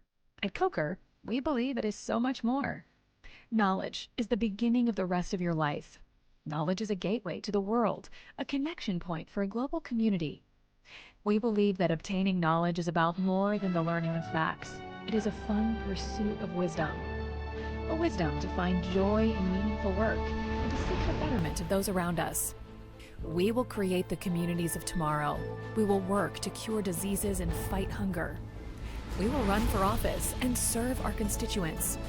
We will give back to our communities and build the businesses that will change the world. At Coker University, we will search for a better future and build it together.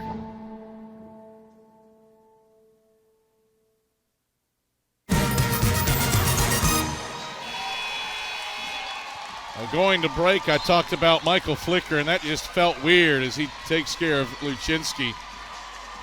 Better known as Flick, the dean of the athletic trainers in the South Atlantic Conference.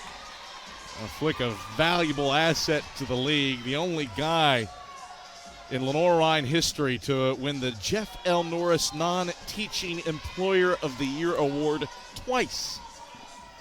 What a guy.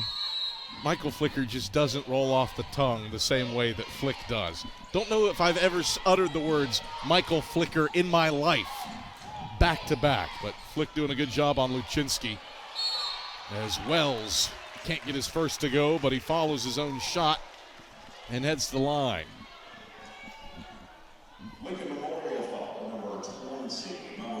Bangura, costly fourth.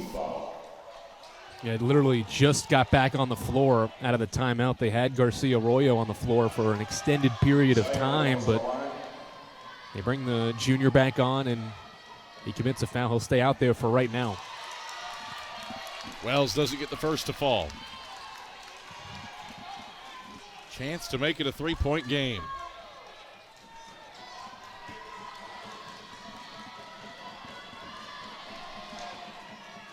Second one's true.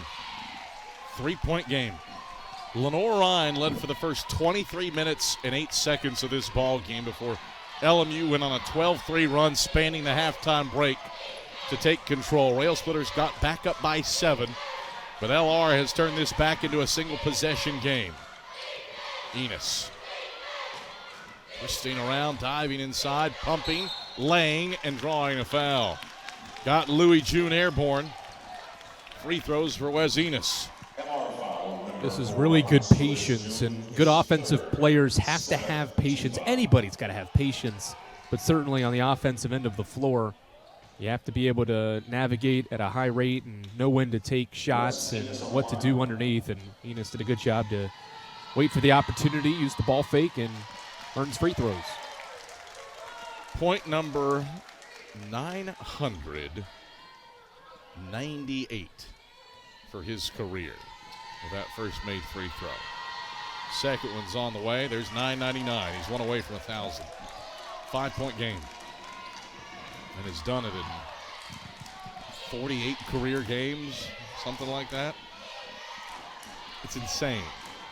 17 a game as a freshman. He's on the plus side of 20 as a sophomore. Bears looking for answer points. 4 of 18 from the field after halftime. Wells got dispossessed, but Enos, the guy that knocked it out, but there's only 2 on the shot clock. LMU great about defending the length of the shot clock. They have made it difficult on the Bears to score in the half court. One, Serta heaves. Oh, he got it! Officials want to go to the monitor. What a shot. Hail Mary full of grace for Gabe Serta. The officials are going to say this is going to become a media timeout. So the crew will take a look table side to see if it counts. If it does, it's a three-point game. Back after this on Flo College.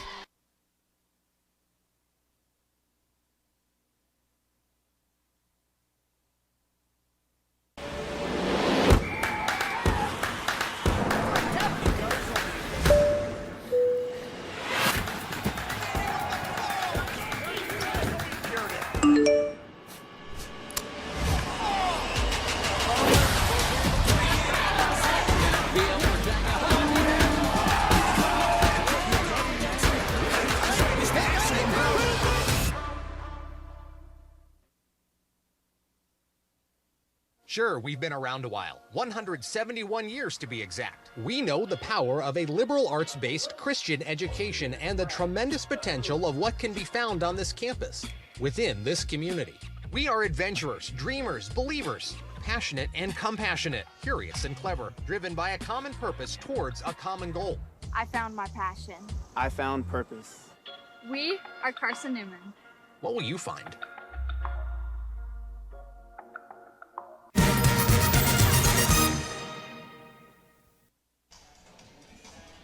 Review time as the officials are trying to determine whether or not Serta released in time. The two baseline cams don't have the angle of the ball releasing in conjunction with the clock because of where Serta was on the baseline. The basket's going to count. Good job by the officiating crew, though. You talked about, if you make it to this point in the season and coach in a game, or ref, I should say, in a game like this, you're one of the best in the country, in the conference, obviously. Good job. Check to see if that one should count, and it should. Ryan Christian, Kirk Tackett, Chris McCurry. They're the best that coordinator of officials Barry Mathis has to offer, and they have been invisible in this game, which is probably the highest compliment that you can pay. Turnover. Bears can tie with a 3. 12th giveaway for Lincoln Memorial. LR has outscored LMU. No, pardon me. LMU has outscored LR 10-6 in points off turnovers. In spite of the rail splitter giveaways, LR has struggled to take consistent advantage. Lard sags off Dozier. Wells twists around deep into the shot clock. Reverse layup. He airballed it. Shot clock violation. LMU does such a good job defending the length of the shot clock. Bears have shot just 26% from the field after halftime. LMU's at 58%, but the turnovers and offensive rebounding have kept Lenoir in it. 12-3 run gave the Rail Splitters the lead. Reverse layup for Enos won't go. Freeman an offensive rebound. Tied up. No, a foul. Free throws. They're going to call foul. Foul is on Dozier. His first, 8th on the Bears. 1-1 for Freeman. Brent Owen pleading with Chris McCurry after the call.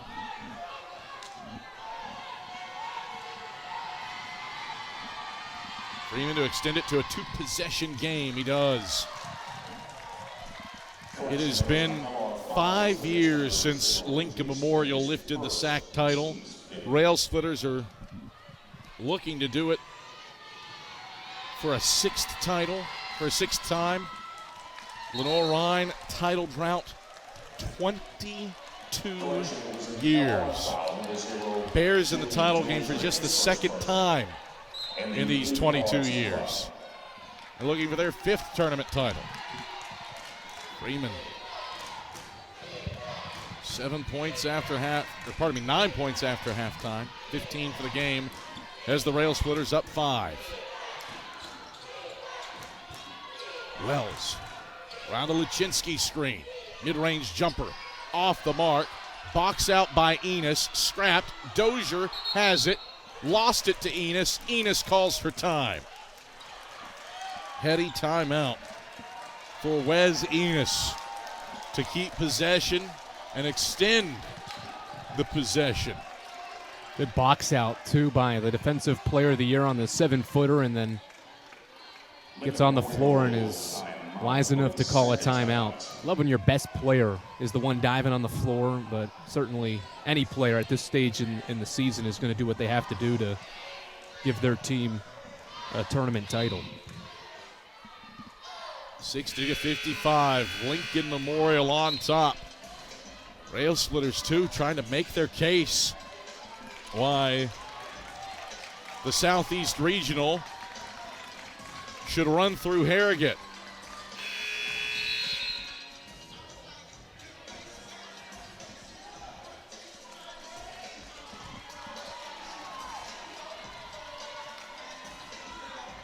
Columbus State ranked first in the region rankings. Jeremiah Samarippis trying to get a title and potentially make the case to the committee. Hey, this regional belongs in the state of Tennessee. Freeman takes off to the hole. Right-hand finish, left-hand side. LMU has matched its biggest lead at 7.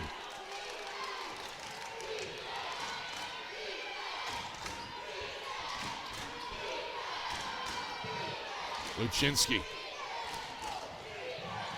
gives Dozier into the paint. Kick out Wells for 3. Back of the rim, no good. Luczynski got the roll with the putback. 6 for Luczynski. 5-point game. That stopped a 2-minute LR scoring drought. Just the 5th point, or rather 7th point in the second chance point category, despite a whole host of offensive rebounds in this second half, 8 of them. Enos through traffic, kick out Freeman, catch 3, bingo! Second half, Elijah Freeman is a bad, bad man. He has put Lincoln Memorial up by 8. He's got 11 after halftime and 17 for the game. Wells going to work. He answers.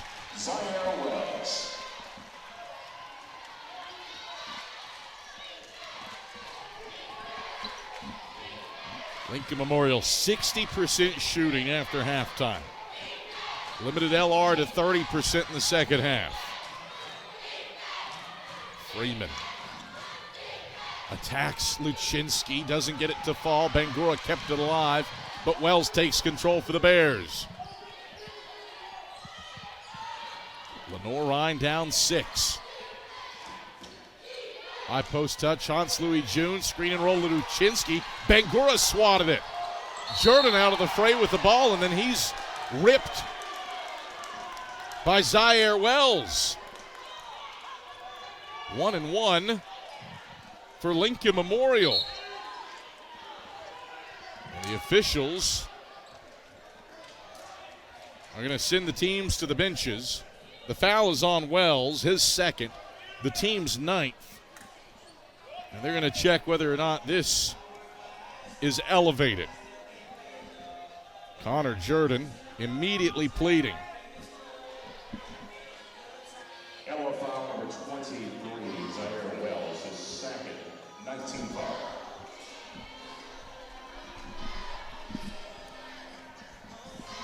We got one look at it. Let's take a second, more thoughtful look. What a rejection by Bangura. He's done that several times in this game. Jordan crossed over. Wells went around. I'm curious to see what this officiating crew thinks of it. There's no clear path foul in college basketball. That's an NBA thing where you see that so often. Teams try to limit the transition, so it's not, you can't call a clear path, but it is an intention. He intentionally fouls Jordan to try to stop that transition opportunity. It's not really going for the ball. He just kind of grabs him like he's going to hug him. Yeah, it's the arm around the neck there. That is the curious moment for the officials. I think that's what will be what they look at. That moment right there. Yep.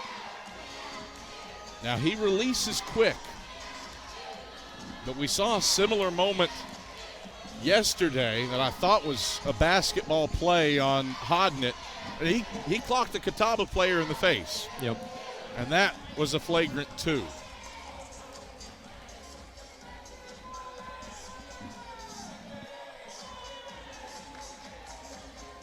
Brent Owen is pleading his case with Chris McCurry, saying he was going for the ball. Wells definitely sweeps the one hand in, but it's the other arm around the neck that is I think, the point of contention. Veteran crew, Ryan Christian, Kurt Tackett, Chris McCurry. Wells, a long wait.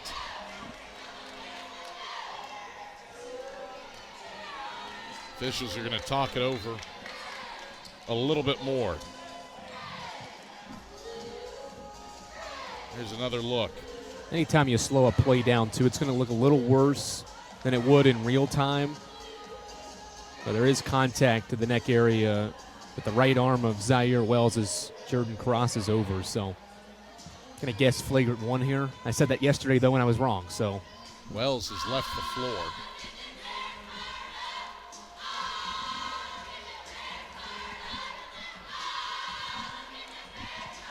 Jeremiah Samarippis pleading on his team. Brent Owen is pleading his case.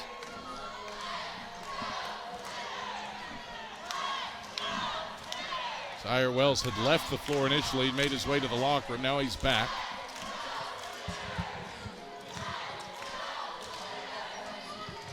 The Lenoir foul on number 23, Zaire Wells, has been deemed a flagrant, resulting in 2 free throws. And it is a flagrant foul.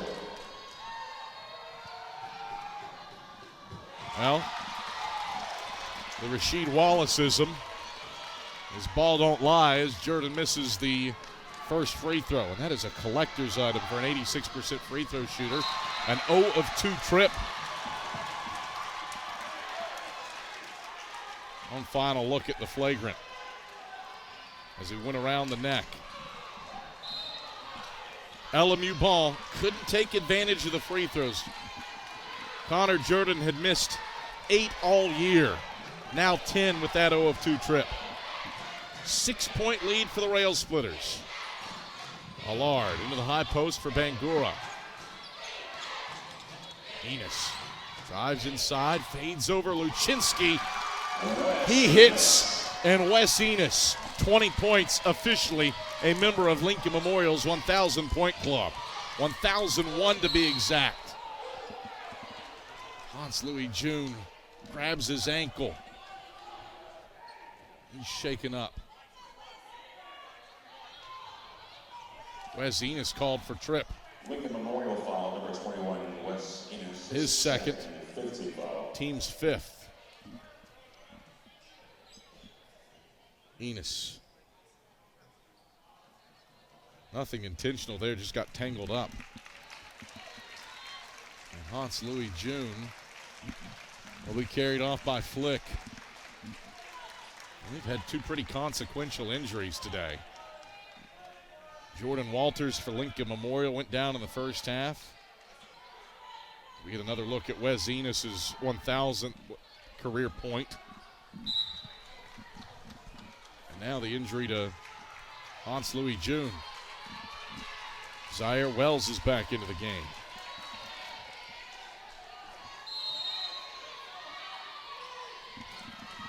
Inbounds comes to Wells. Luczynski. Right hand floater falls. 8 for Luczynski. Back to a 6-point game. 4:15 between us and the decision of who is the tournament titleist. Jordan Around Bangura's screen. Back to Jordan. Tight ropes, kicks Freeman. Catch three. Off the front of the 10. Dozier. Looking inside, Bangura uses his length to bother him. Deep three, Hodnett. No, punched off glass. Jordan comes away with it. Ahead to Freeman. Freeman fouled as he takes it in. So good in transition is Lincoln Memorial. 14 points on the break today. We come to our final break. Freeman got hacked by Hodnett. His first, the 10th on the Bears. 2 free throws for LMU when we come back on Flo College.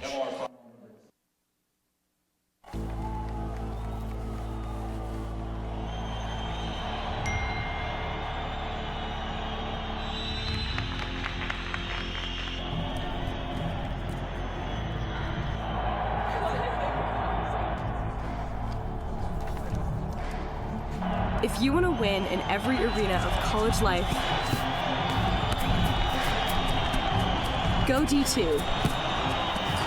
Make it yours.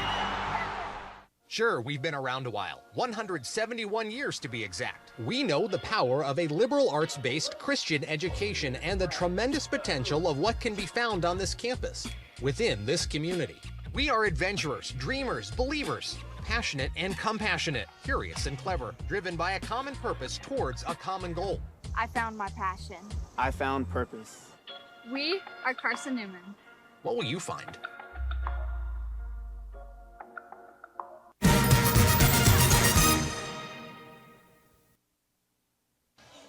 High-octane entertainment in the SAC title game.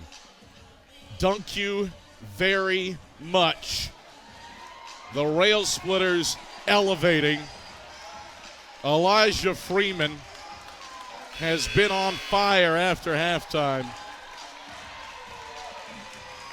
Lenoir Rhyne led by 8 in the first half, but Lincoln Memorial a 12-3 run spanning the halftime break, a 7-0 run in the second half. Rail Splitters have been up by as many as 8 and have an opportunity to match their biggest lead of the day.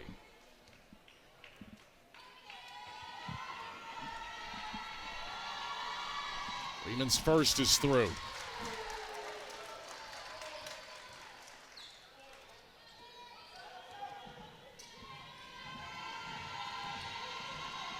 Second one. Got the roll. 2-2 trip.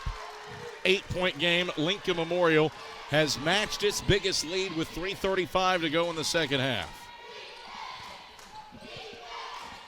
Luczynski. Off to Wells, who moves inside. Tough shot. No. Freeman there. Ahead for Enos. Enos, pull up. 3. Went for the kill shot. Didn't get it, but Bangura grabs the board. Second chance. Enos pumps the brakes. Crossover dribble on Luczynski. Tough shot off glass. No. Rebound loose. Luczynski snares it. Can LR find a way to get some easy baskets? It has been tough sledding in this second half. You have to credit this Rail Splitters defense. They have made every shot attempt contested and very difficult. Wells at the hoop. Lays it in through contact. And Brent Owen utilizes a 30-second timeout. He's got 2 left. Jeremiah Samarippis has 2 left for Lincoln Memorial with a 6-point lead. 32% shooting for Lenoir Rhyne after halftime. Wells takes it over top of the Defensive Player of the Year, Wes Enos. It has been a 2-man show for Lincoln Memorial. Freeman with 22, Enos with 20. LR limited to 32% shooting after halftime. Yep, and look at the rebounding battle. That was +5 for LR and only went up at the start of this second half because of 6 offensive rebounds by the first media break, and now it's dead even. So not only did LMU survive that sequence because of their third and fourth sequences on one possession to defend, but now they've done a much better job rebounding the basketball both on both ends of the floor. That's what's evened up the battle on the glass and put LMU up by 6 points. LMU +5 on the glass after halftime, +11 after halftime on the scoreboard. They trailed by 5 at the break.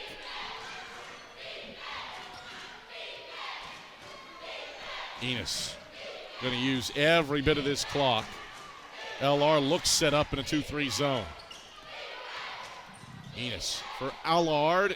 Off his hands, he saved it in, but it's batted out of bounds by Day Smith. A near turnover for LMU, and now Jeremiah Samarippis elects to use his final 30-second timeout. We've got a touch of a discrepancy here.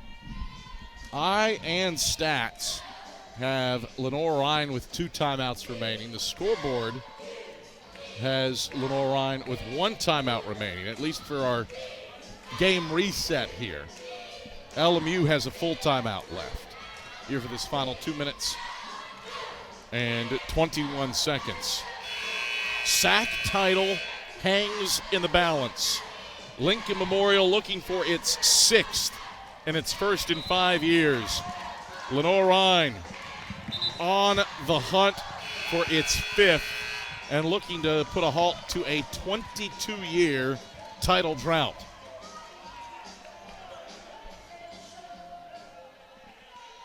This possession will be really, really massive in this basketball game. Only 10 seconds on the shot clock. Bangura moves to the baseline. 5 on the clock. Attacks, kicks, Freeman. 3 and 2 for Allard. NBA range triples blocked. Shot clock violation. Good closeout by Zaire Wells. I don't think the freshman Freeman recognized that the timer was so low, or he would have probably taken that 3-point jump shot on the pass from Bangura, but he wasn't cognizant of the shot clock, and unfortunately for Lenoir Rhyne, or for Lincoln Memorial, it turns the basketball over. Now the Bears can make this a 1-possession game. Remember, similar situation to last year's title game. Catawba trailed big late and rallied before winning 61-60 in overtime. Wells, tough shot in traffic. Count it, and a foul. Wes Enos with his 3rd. 6th on the rail splitters. I talked about patience on the other end when Wes Enos was in the painted area for Lincoln Memorial. Look at this patience and stick-to-itiveness by Wells. Just stays with it, and anytime he's on that left-hand side, he is so tough to stop. And 1 free throw's good. Zaire Wells paces Lenoir Rhyne with 18 points. 18 points and 10 boards.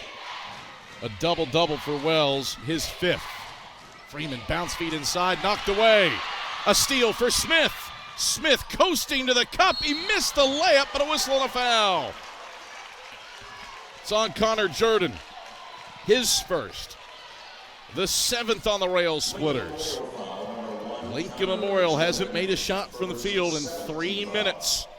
Lenoir Rhyne has taken advantage and trimmed a 6-point deficit in half. They can make it a 1-point game here at the line. Wasn't a whole lot of contact on that drive there by Smith, but once again, active hands by this Lenoir Rhyne defense has made this a 2-point basketball game, and they're making it difficult on Freeman and Enos in this half court. Someone's going to have to make a shot other than those 2 guys, because LR is making a concerted effort to limit those 2. 7 straight for the Bears to get within 1. What a time for a 7-0 run in the last minute. Zone defense. Enos inside on Luczynski. Step backs, fades, tough shot, won't go. Luczynski grabs the miss. Bears can retake the lead. Inside it goes to Wells. Blocking foul called on Jordan on the floor. Jordan hit the deck on the contact, trying to draw the charge. His second. Team's 8th. 1-1 for Lenoir Rhyne. Just taking advantage of the mismatch. The smaller guard, Jordan, on Zaire Wells. There's some contact there. But Wells draws the blocking foul, and now it's all about converting these free throws. And so Jeremiah Samarippis counters and brings a more physical and a little lengthier E.J. Smith into the game, and also going to bring in some beef in Garcia Arroyo. Lincoln Memorial has missed its last 4 shots from the field, hasn't scored in 2.5 minutes, and Lenoir Rhyne is on a 7-0 run, looking for more for the lead. Front end of the 1-1 is in. We are tied at 69. What a nice SAC title game. Lenoir Rhyne faithful, charged up. Wells off the mark. Freeman the miss. Elijah Freeman's 10th rebound for his 12th double-double of the year. Rail Splitters trying to stop a 2.5-minute scoring drought. And Jeremiah Samarippis wants to talk about it. This was winning time for Lincoln Memorial yesterday against Carson Newman.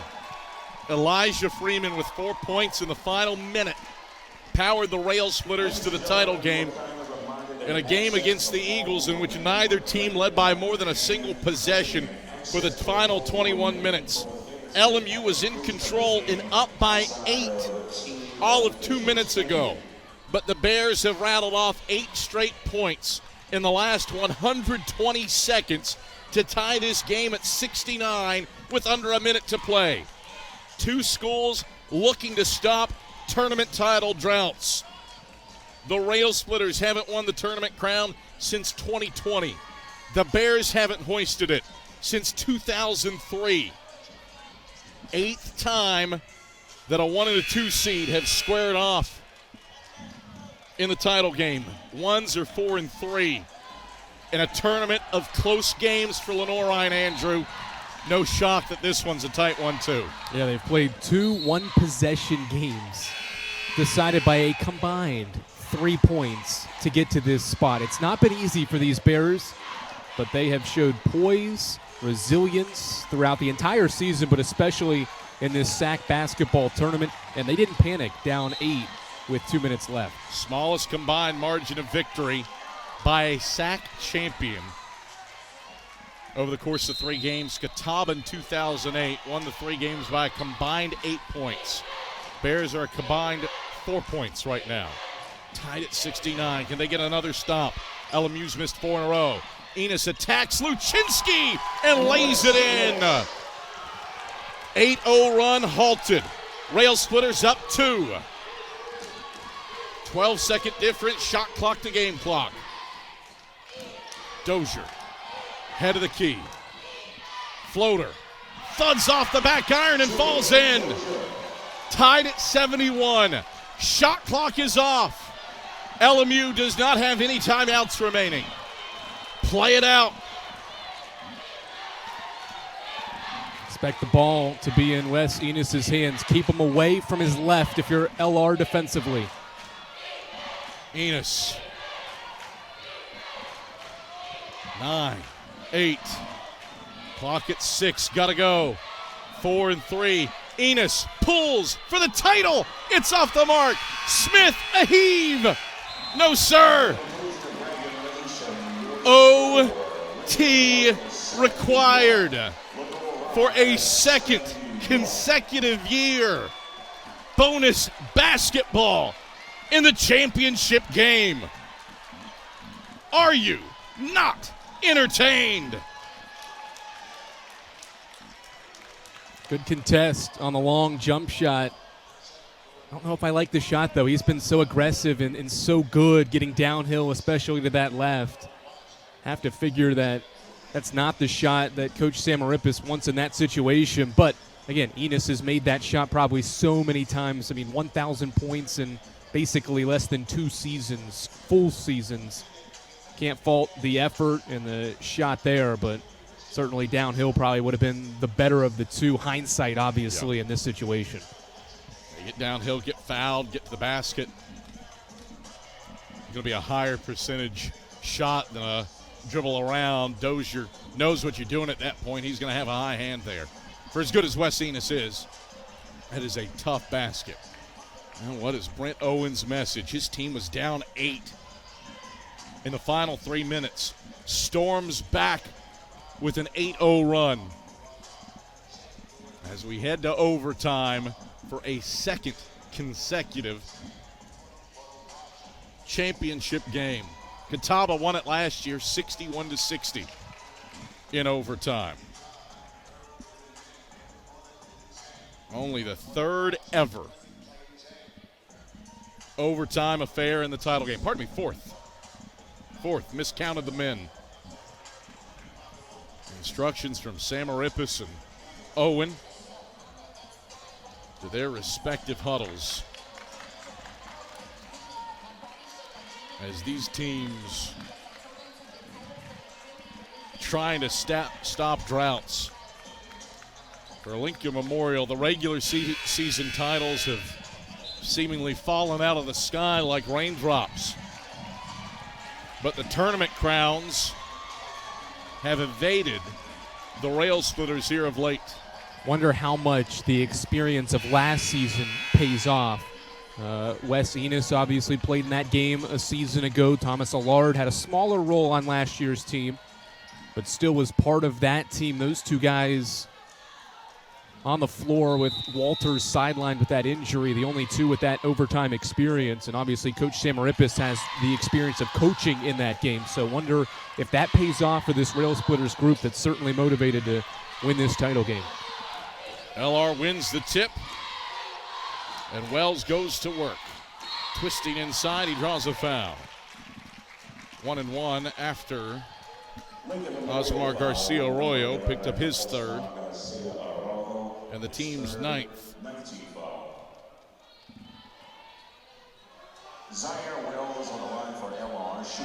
Wells always trying to get back to that left hand. That's what he does there after driving right to get to the middle of the floor. He's always going to spin back left, but it's so challenging to guard that. That's what leads to the foul. Front end is through for Wells.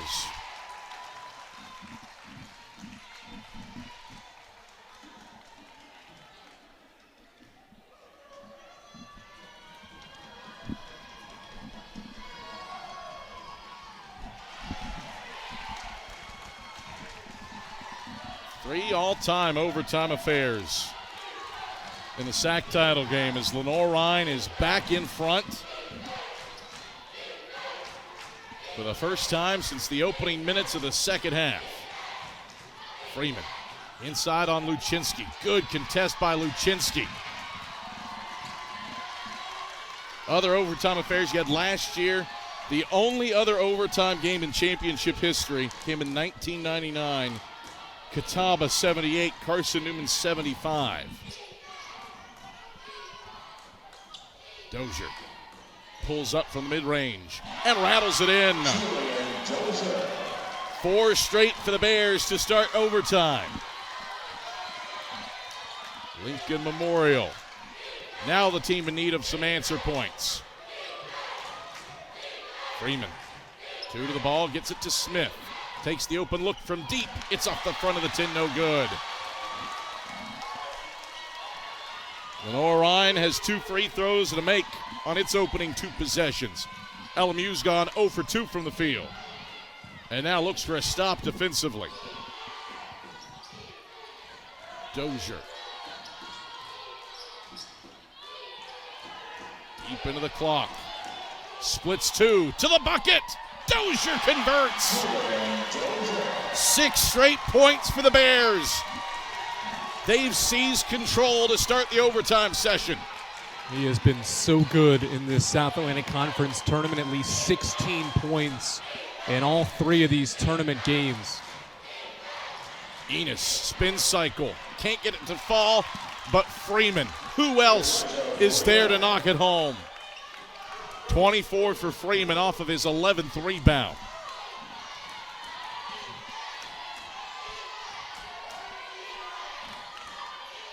Zone defense again. They showed this in the first half as Brent Owen will call for time.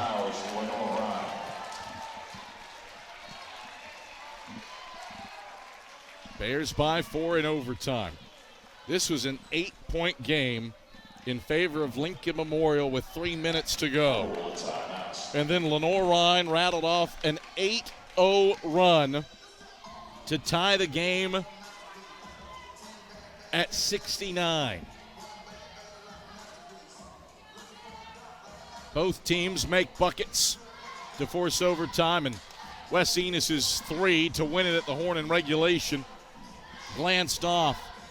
It is a 16-4 run for Rhyne over the final 2 minutes and 43 seconds of regulation and the first 2 minutes and 16 seconds of the overtime session. Really a 16-2 run if you discount the tip-in bucket by Elijah Freeman. I think little mini Brent Owen is fired up. Jeremiah Samarippis. Second straight year in the title game. Doesn't want to come up empty. Rhyne crowd on its feet, trying to will the Bears to the championship crown in just their second appearance in the last 22 years. A long 22 years since John Lintz's crew last hoisted the tournament crown in 2003. Tay Smith drives to the hull, chucks it up, nope, off the window. Allard the rebound, rail splitters run. Freeman in transition, tough bucket, and one. Holy smokes, Elijah Freeman. Odnett second. And one free throw for Freeman with a chance to make it a 1-point game.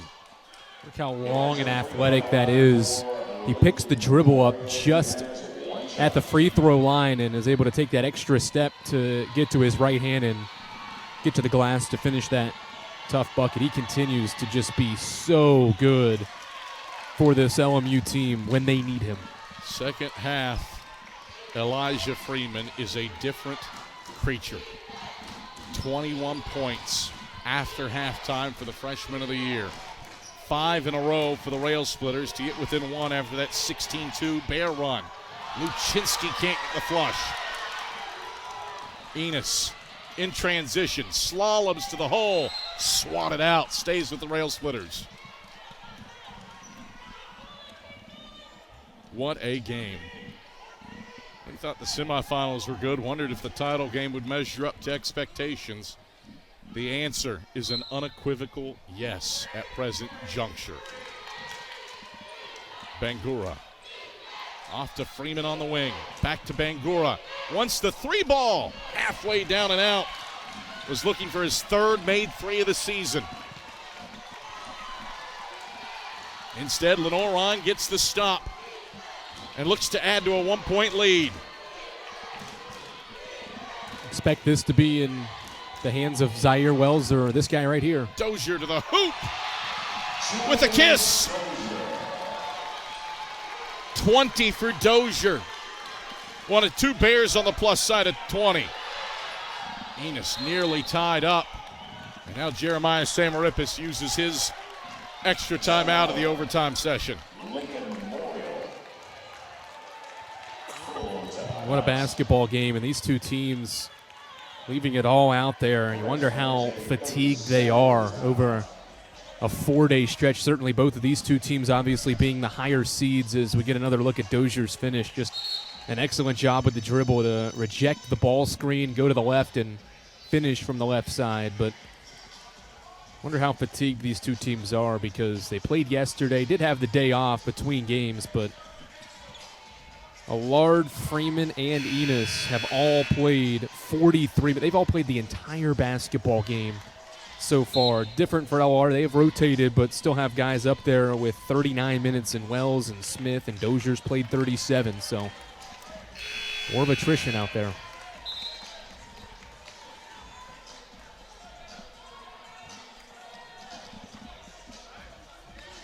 (79-76).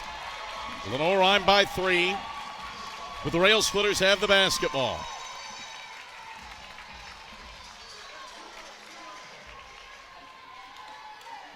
Enos will inbound. Goes to Freeman at the head of the key. Freeman drives, Euros, lost the handle on it, but it was knocked out of his grasp. Conrad Luczynski pleading, hey, go to the monitor. We're inside of 2 minutes. That is certainly permissible. Well, that rocketed out of his hands, and good hands by the Lincoln Memorial cheerleader to grab that bullet.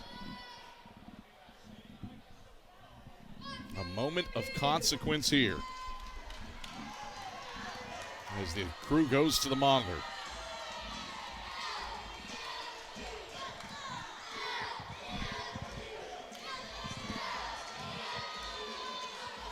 We'll get another look at it here too, Adam. It's certainly hard to tell in real time based on our angle. Good ball fake by Freeman to get around Dozier there. I don't know that it was tapped out of his hands based on that.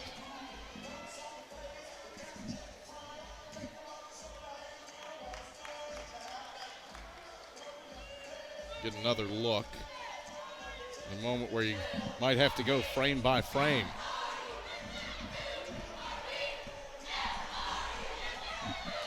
Certainly has to be clear-cut evidence that there's a deflection out. Get a second look here. To really slow it down. I don't think anybody grabbed it. I thought maybe Wells might have shot a fist in there and kind of punched it out. Yeah, even Dozier's left arm swipes, but does he get the ball? Hard to tell. So it could stand for the sole reason it's just hard to tell whether or not an LR defender makes contact with that basketball. Lenoir Rhyne fans certainly hoping and pleading that this call is overturned and it would give the Bears an opportunity to make it a 2-possession game. Ryan Christian, Kurt Tackett go back to the monitor for a final glimpse at this play. Stands. LMU basketball. I see your point about Dozier. He got that hand swiping through. Credit to Itzi Ayala for capturing the moment. Our camera operator on the baseline. Still LMU ball. Freeman at the top of the key. Swings it to Enos. Pump fakes the 3, back to Bangura.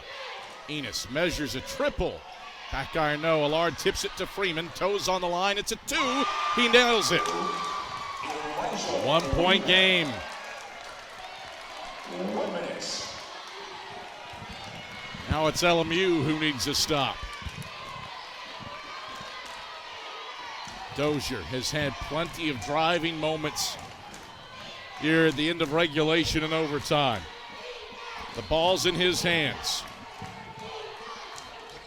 Wells had the winner in Hickory. Lost the handle, saves it Dozier. The 3, no.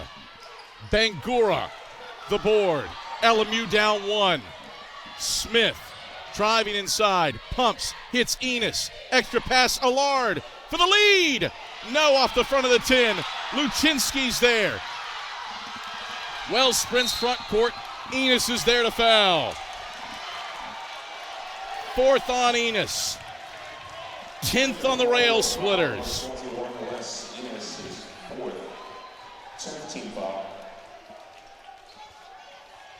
Got a good look, Adam. This is the right basketball play by Enos. He was covered. Allard was open. It was all set up by E.J. Smith's transition attack, but Allard just not able to knock it down. Certainly not out of this one yet, though. Regardless of what happens here, it will still be a one-possession game. First free throws in for Wells.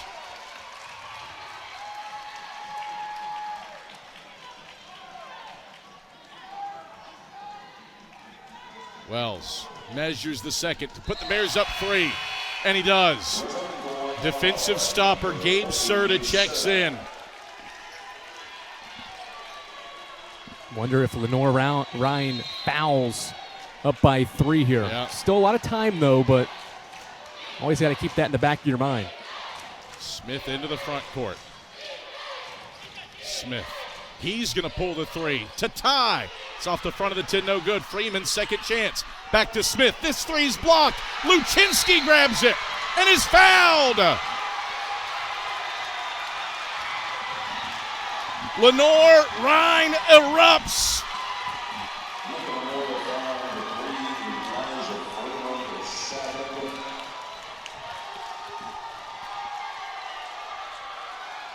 Look at the defense once again by this Lenoir Rhyne team that has never stopped battling. Block shot by, guess who? The smallest man on the floor, Julian Dozier. He has been spectacular for this Bears group. Luczynski, 4-point game. Ladies and gentlemen, a confident line will please remain off of the floor at the conclusion of the game.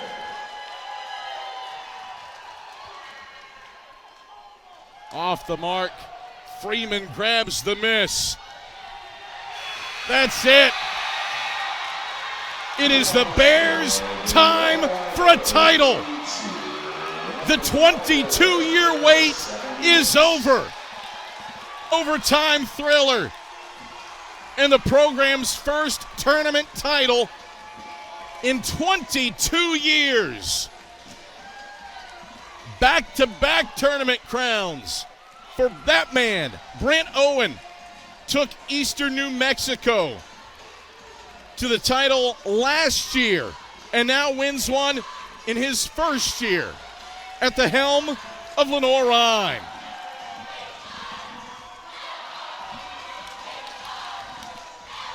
What a basketball game, and certainly you knew one of these two teams were going to lose this basketball game, but both deserved to win it. Lenoir Rhyne never gave up and made so many big plays down the stretch, and it was all 5 guys on the floor. No matter who was out there, Dozier makes big plays, Luczynski's defense inside, Tay Smith's shot making, Zaire Wells' shot making. Unbelievable job by Brent Owen, what his team has been able to do, and certainly you feel for Lincoln Memorial and Jeremiah Samarippis, because this team now 2 seasons in a row has come up short in the South Atlantic Conference title game. They give it all they have. They had this one right where they wanted it in the second half. Just couldn't close that regulation out despite being up 8 points with 3.5 to play. I mean, just an incredible, resilient effort by this Lenoir Rhyne team. A combined 8 points. The margin.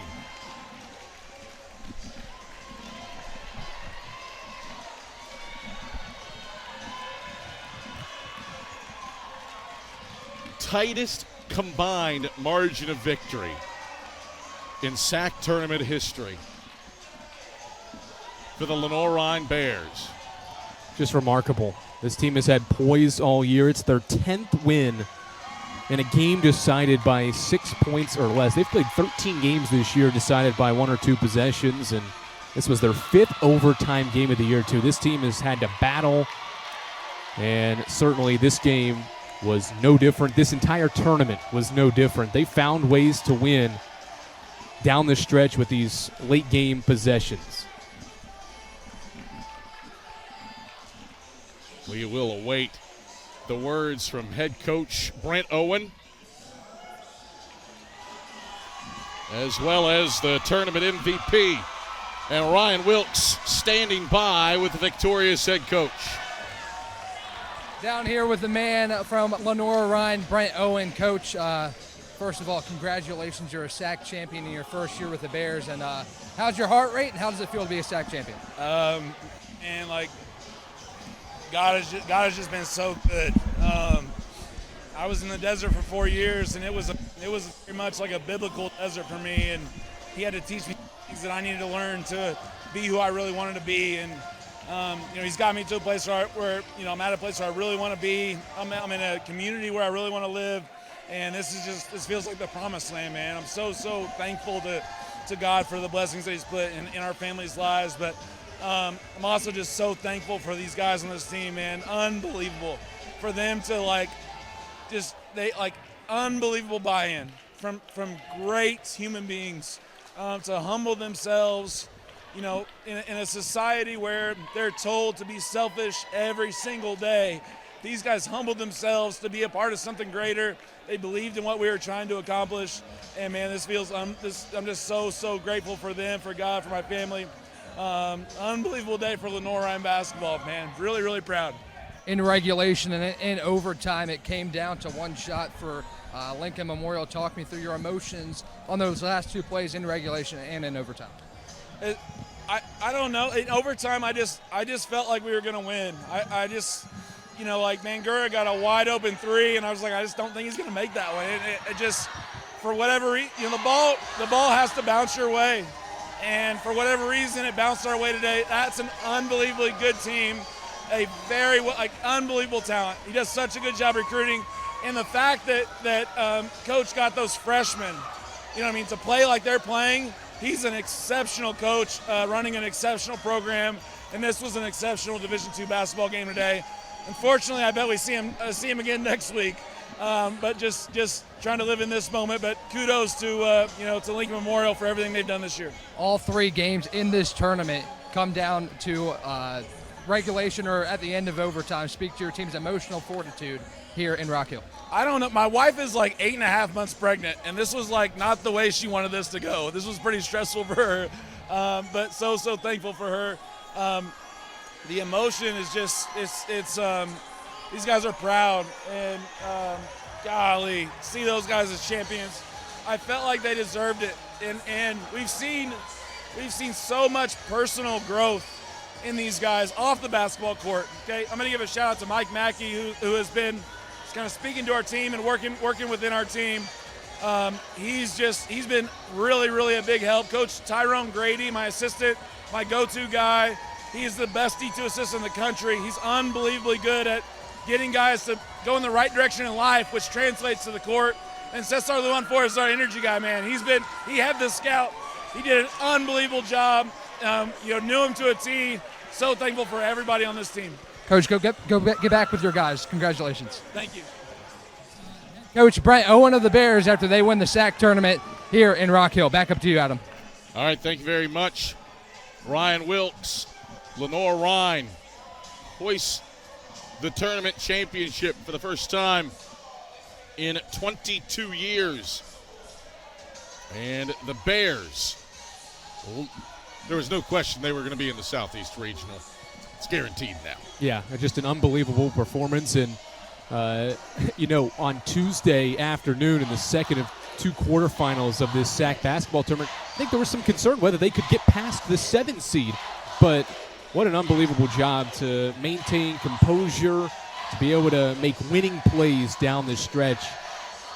In all three games of this tournament, it's so rare to see an overtime game in the conference tournament, let alone in the championship game, just the third ever, as we've talked about. But what a spectacular job by this group. Winning plays led by their first-year head coach, Zaire Wells, Julian Dozier, 23 and 20 points. Those two guys made big play after big play down the stretch.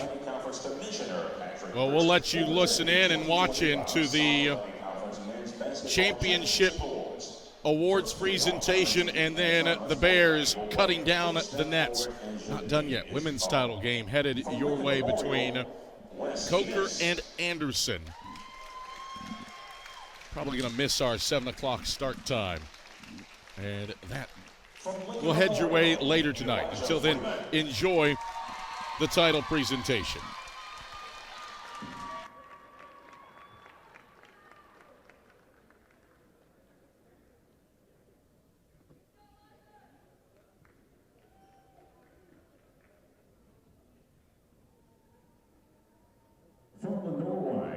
Julian Dozier.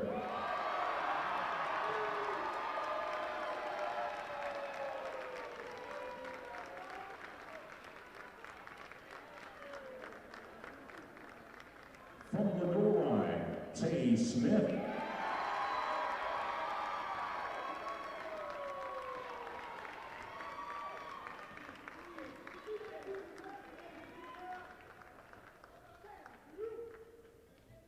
The 2025 SAC Men's Basketball Championships Most Valuable Player from Lenoir, Rhyne, Zaire Wells.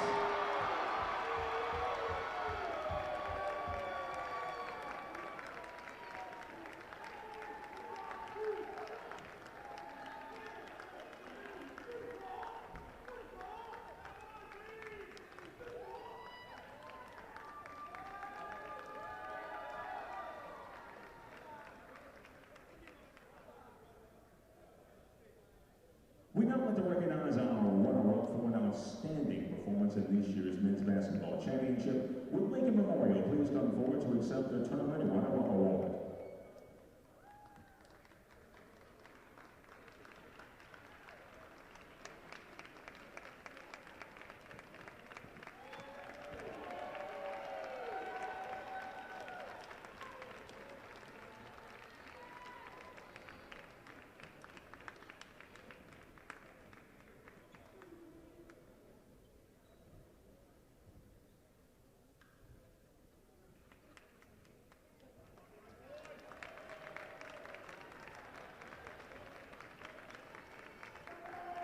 We now like to congratulate the 2025 SAC Men's Basketball Champions, the Lenoir Rhyne Bears.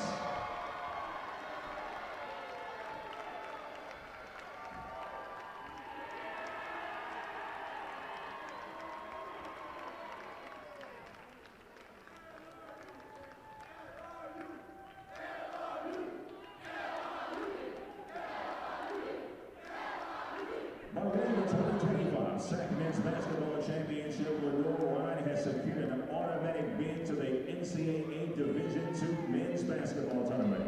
We now like to present the AQ Automatic Bid Certificate to head coach Grant Owen.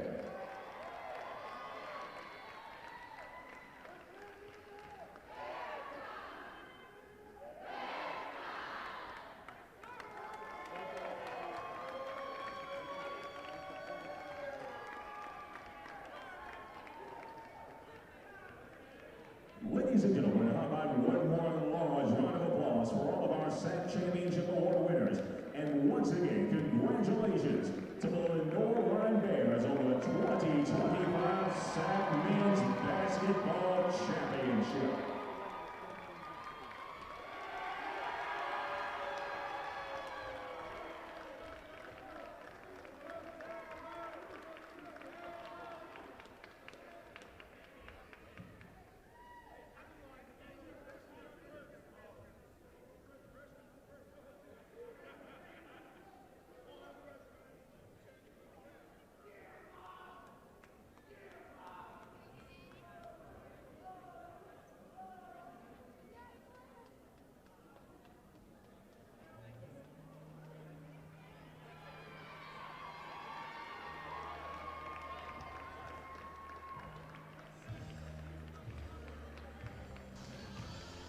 Well, the Bears will begin cutting down the nets. And we'll let you watch that. But before we get to that in full, Ryan Wilkes is headed to the camera for an interview with tournament MVP Zaire Wells. Ryan Wilkes down courtside with tournament MVP Zaire Wells of the Lenoir Rhyne Bears. Zaire, your team gets it done today, 82-78. You were down 8 with 3.5 to go. What did it take to get back in this contest?